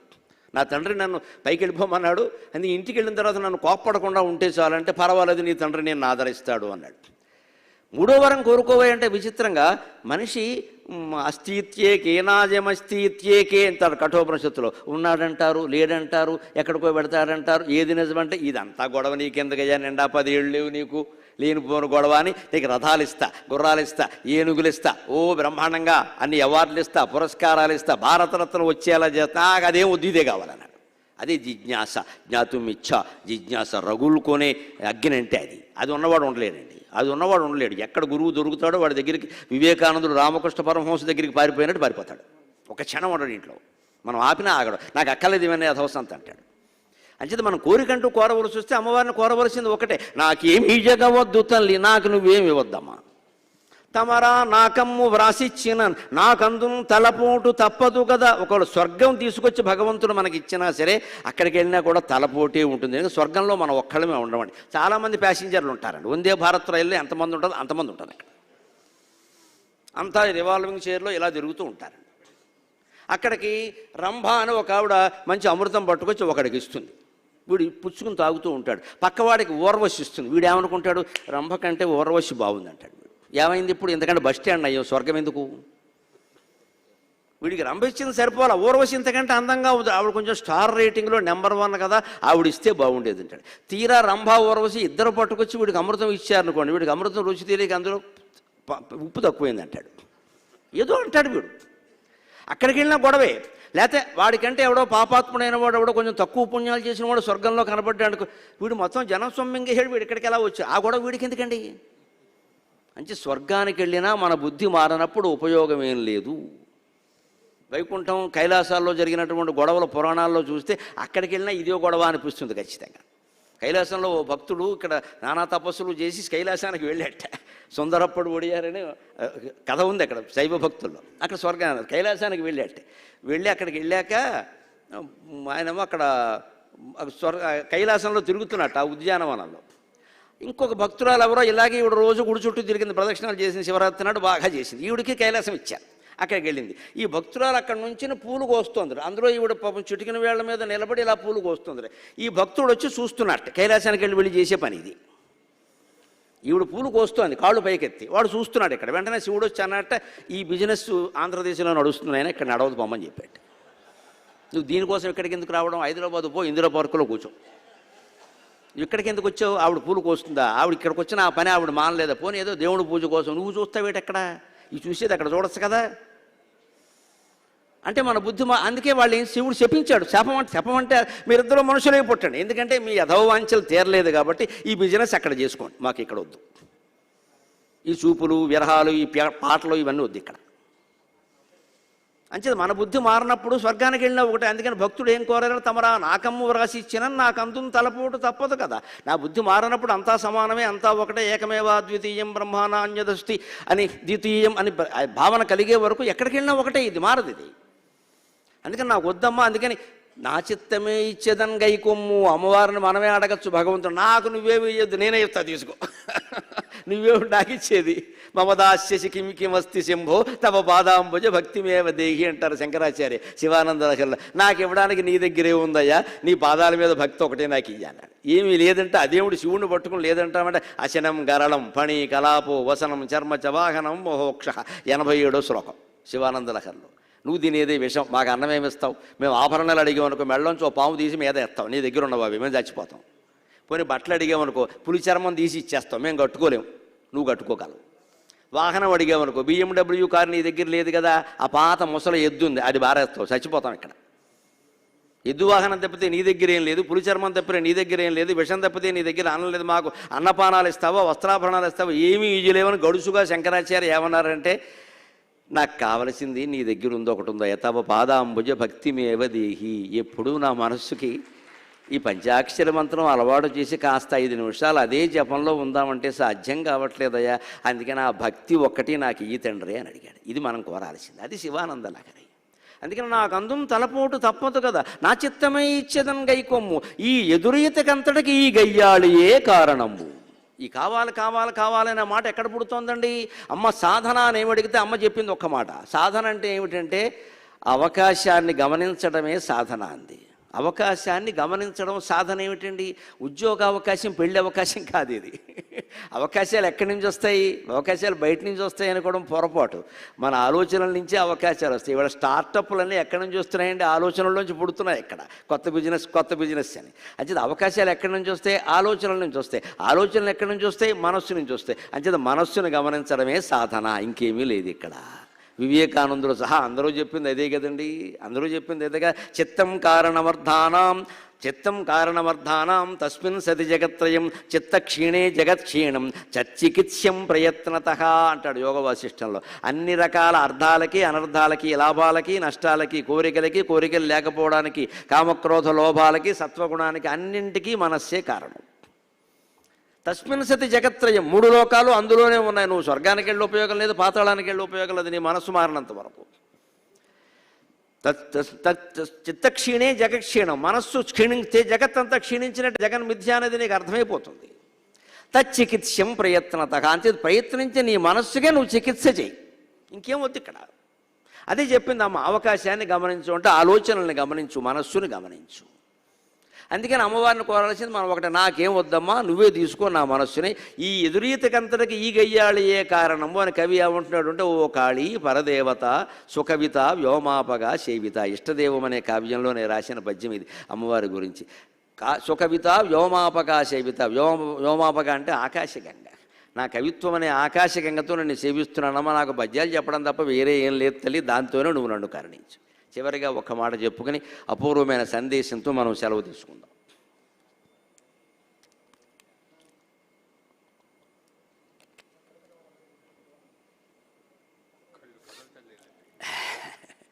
మంచికైనా చెడుకైనా, మంచికి ఏది కారణమో చెడుకే అదే కారణం అని చెప్పిందమ్మ. గొప్ప ఉపనిషత్తు ఉంది దీని వెనకాల, మామూలు మాట కాదు, మనకు అర్థమయ్యేలా ఆవిడ చిన్నమాట చెప్పింది. మంచికి ఏది కారణమో చెడుకు అదే కారణం. ధర్మరాజు అనేవాడు పుట్టడానికి, అలా సంచరించడానికి ఏ శక్తి కారణమో, దుర్యోధనుడు అలా ఉండడానికి కూడా ఆ శక్తి కారణం. మనకు ఆశ్చర్యంగా ఉండదు. భగవంతుడు అధర్మాన్ని ప్రోత్సహిస్తాడా? భగవంతుడు ధర్మాన్ని మాత్రం ప్రోత్సహిస్తాడని ఎక్కడా లేదండి. దేన్ని ప్రోత్సహించకపోవడమే, అదేం ఉండదు అక్కడ. అన్నిటికీ మూలమైన శక్తి భగవంతుడు. మనకి ఎందుకు ఆయన అర్థం కావట్లేదో, మనకి విగ్రహ రూపకల్పన చేసిన తర్వాత ఎందుకు చేశారో అర్థం కాక దాని విగ్రహమే దేవుడు అని కూడా మొదలెట్టాం మనం. అందులో మళ్ళీ నాకు ఇష్టమైన విగ్రహం అంటే మత కలహాలన్నీ అక్కడే వచ్చాయి. మత భేదాలు, మత కలహాలన్నిటికీ రూపకల్పనే కారణం. కానీ రూపకల్పన లేకుండా అర్థం కాదు. ఎందుకంటే ఇందాక చెప్పిన మాట సాకారం చే నిరాకారం. నువ్వు చూస్తే నేను కనపడను, నువ్వు కనపడితే నేను చూస్తాను. మన ఎదురుగా కూర్చుందే మనకు తెలియదు కదా. అందుకని ఆ విగ్రహాన్ని నిజంగా దేవుడుగానే భావించాలి. కానీ ఆ విగ్రహమే దేవుడు కాదు, అంతటా ఉన్నటువంటి దైవశక్తిని ఈ విగ్రహంలో నువ్వు చూడు, మాకు అభ్యంతరం లేదు. కానీ అందులోనే ఉన్నాడు అనొద్దు. అందులోనే ఉన్నాడు అనుకోవడం వల్ల మనం ఏం చేస్తున్నాం, ఓ శివలింగం ఇంట్లో ఉంటే అది మట్టిదా, గాజుదా, వెండిదా, బంగారపుదా, ఇంట్లో ఉండొచ్చా, ఉండకూడదా, కాశీ నుంచి తెచ్చామా, కాకినాడ నుంచి తెచ్చామా, ఇన్ని రేఖలు పెట్టామండి. ఇక్కడ నువ్వు ఎక్కడి నుంచి తెచ్చినా ఒకటే, దానికి నువ్వు మనస్సు లగ్నం చేయనప్పుడు.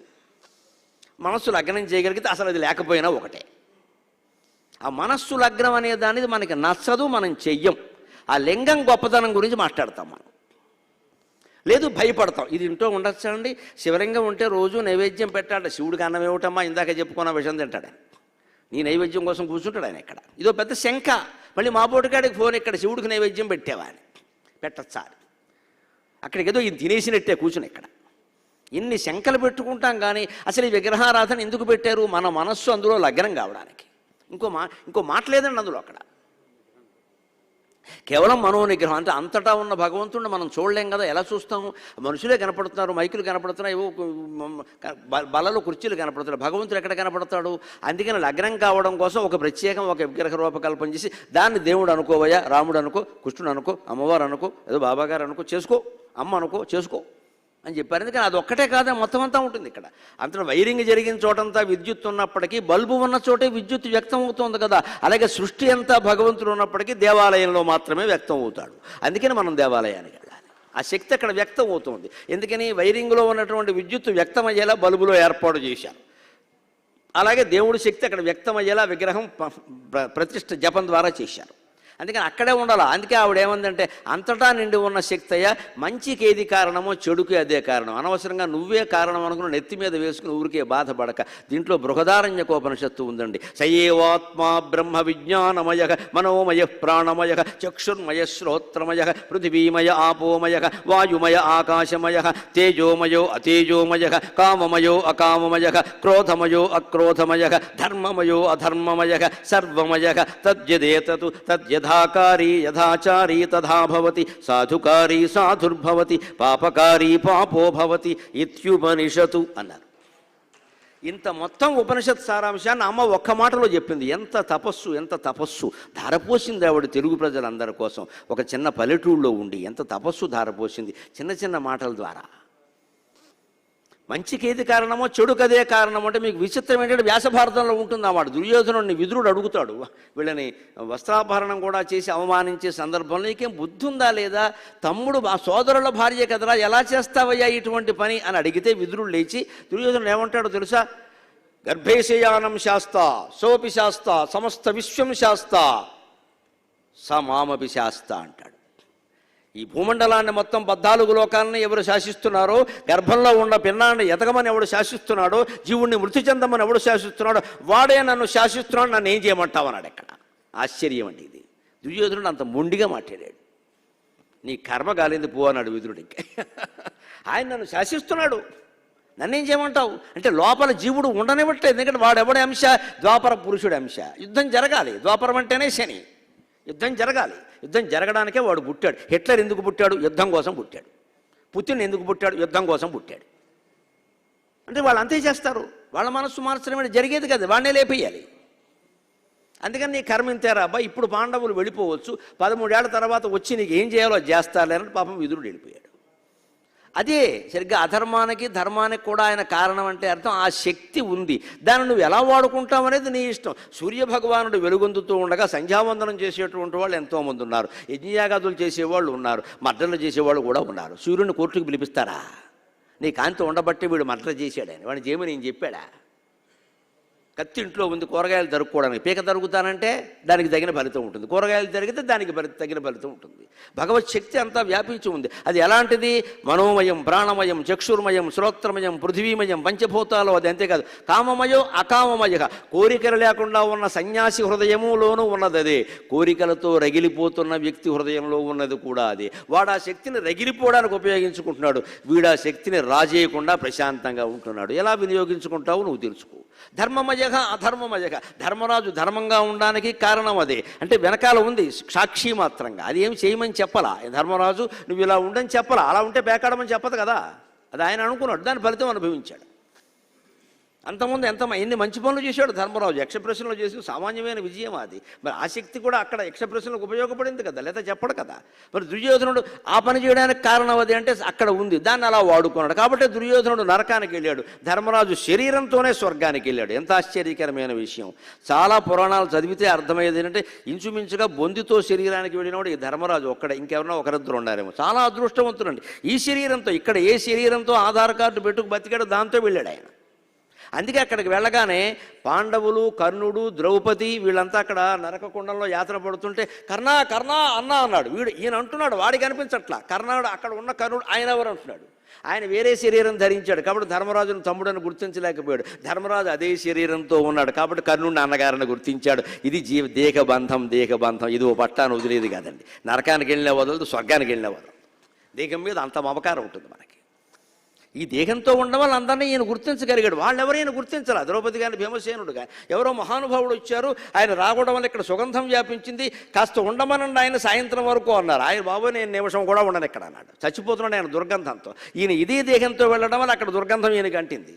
ఈయన చేసిన పుణ్యకర్మ కారణంగా సుగంధం వాళ్ళకంటింది. ఎంత విచిత్రం అండి. పాపమే, పుణ్యమే స్పష్టంగా చెప్పింది ఉపనిషత్తు. పాపకారి పాపోభవతి, సాధుకారి సాధుర్భవతి. నువ్వు మంచి పని చేస్తే మంచి ఫలితం వస్తుంది, పాపం చేస్తే పాపం వస్తుంది. దేవుడు కారణమే, అన్నింటికీ కారణమే. కానీ నువ్వు ఎలా వినియోగించుకుంటున్నావు దైవశక్తిని అనేది లెక్క.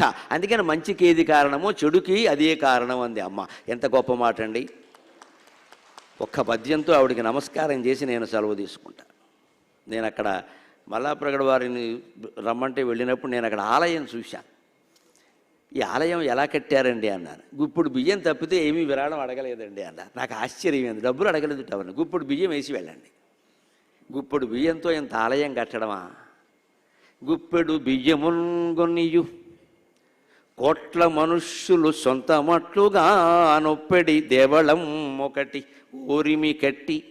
గుప్పెడు బియ్యమున్గొనియు కోట్ల మనుష్యులు సొంతమట్లుగా నొప్పెడు దేవళం ఒకటి ఓరిమి కట్టి నివాసముండి ఏ గొప్పకు పోక ప్రేమ గుడి గోపురమట్లుగా వెలిగినావు తల్లి. గుప్పెడు బియ్యమున్గొనియు కోట్ల మనుష్యులు సొంతమట్లుగా నొప్పెడి దేవళం ఒకటి ఓరిమి కట్టి నివాసముండి ఏ గొప్పకు పోక ప్రేమ గుడి గోపురమట్లుగా వెలిగినావు. మా తప్పులు సైచుమమ్మ జగదంబిక, మా తప్పులు సైచుమమ్మ జగదంబిక, జిల్లెళమూడి అమ్మరో. మా తప్పులు సైచుమమ్మ జగదంబిక, జిల్లెళమూడి అమ్మరో. స్వస్తి.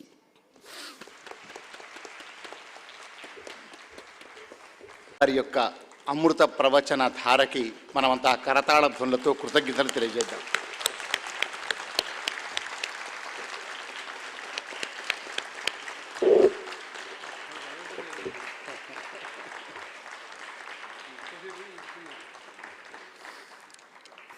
అది మహాసహస్రావధాని పద్మశ్రీ పురస్కృతులు బ్రహ్మశ్రీ డాక్టర్ గరికపాటి నరసింహారావు గారి అమృతధార.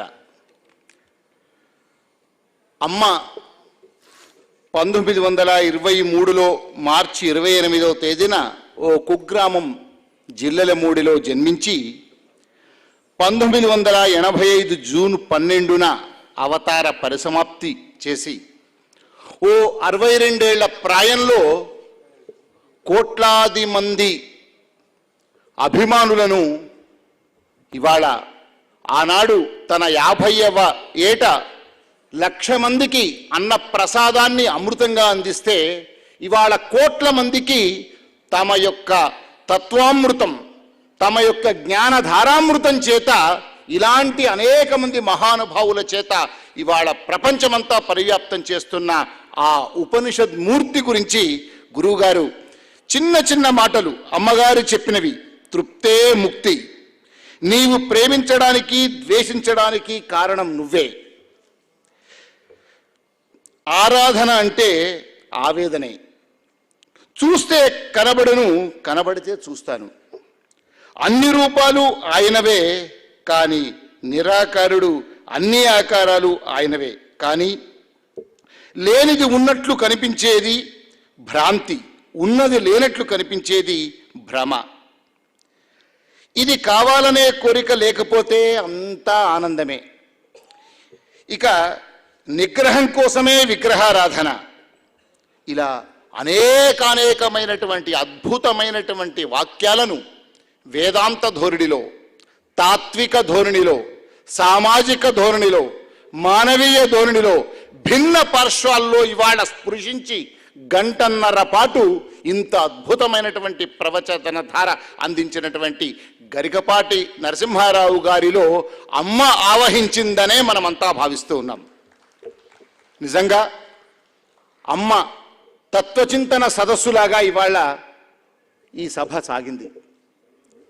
జిల్లెలమూడి అమ్మ శత జయంతి సందేశ సభ, నిజంగా అమ్మ సందేశం గరికపాటి గారి నోట ఇవాళ ప్రపంచానికి ప్రస్ఫుటమైందని చెప్పి మనమంతా కూడా ఇవాళ ఆనంద డోలికల్లో ఓలలాడుతూ ఉన్నాం.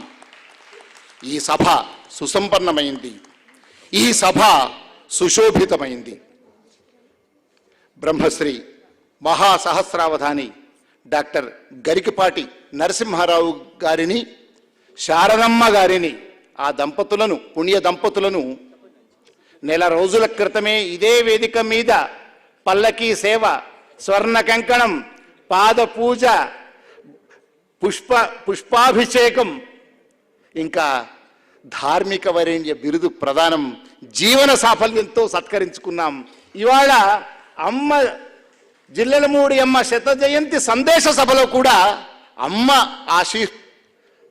ప్రసాదంగా ఇప్పుడు విశ్వజనని పరిషత్ ట్రస్ట్ పక్షాన సత్కరించుకుందాం ఈ పుణ్య దంపతులను. విశ్వజనని పరిషత్ ట్రస్ట్ అధ్యక్షులు నరసింహమూర్తి గారు, బ్రహ్మాండం రవీంద్రవన్నయ్య గారు, అదేవిధంగా శ్రీమతి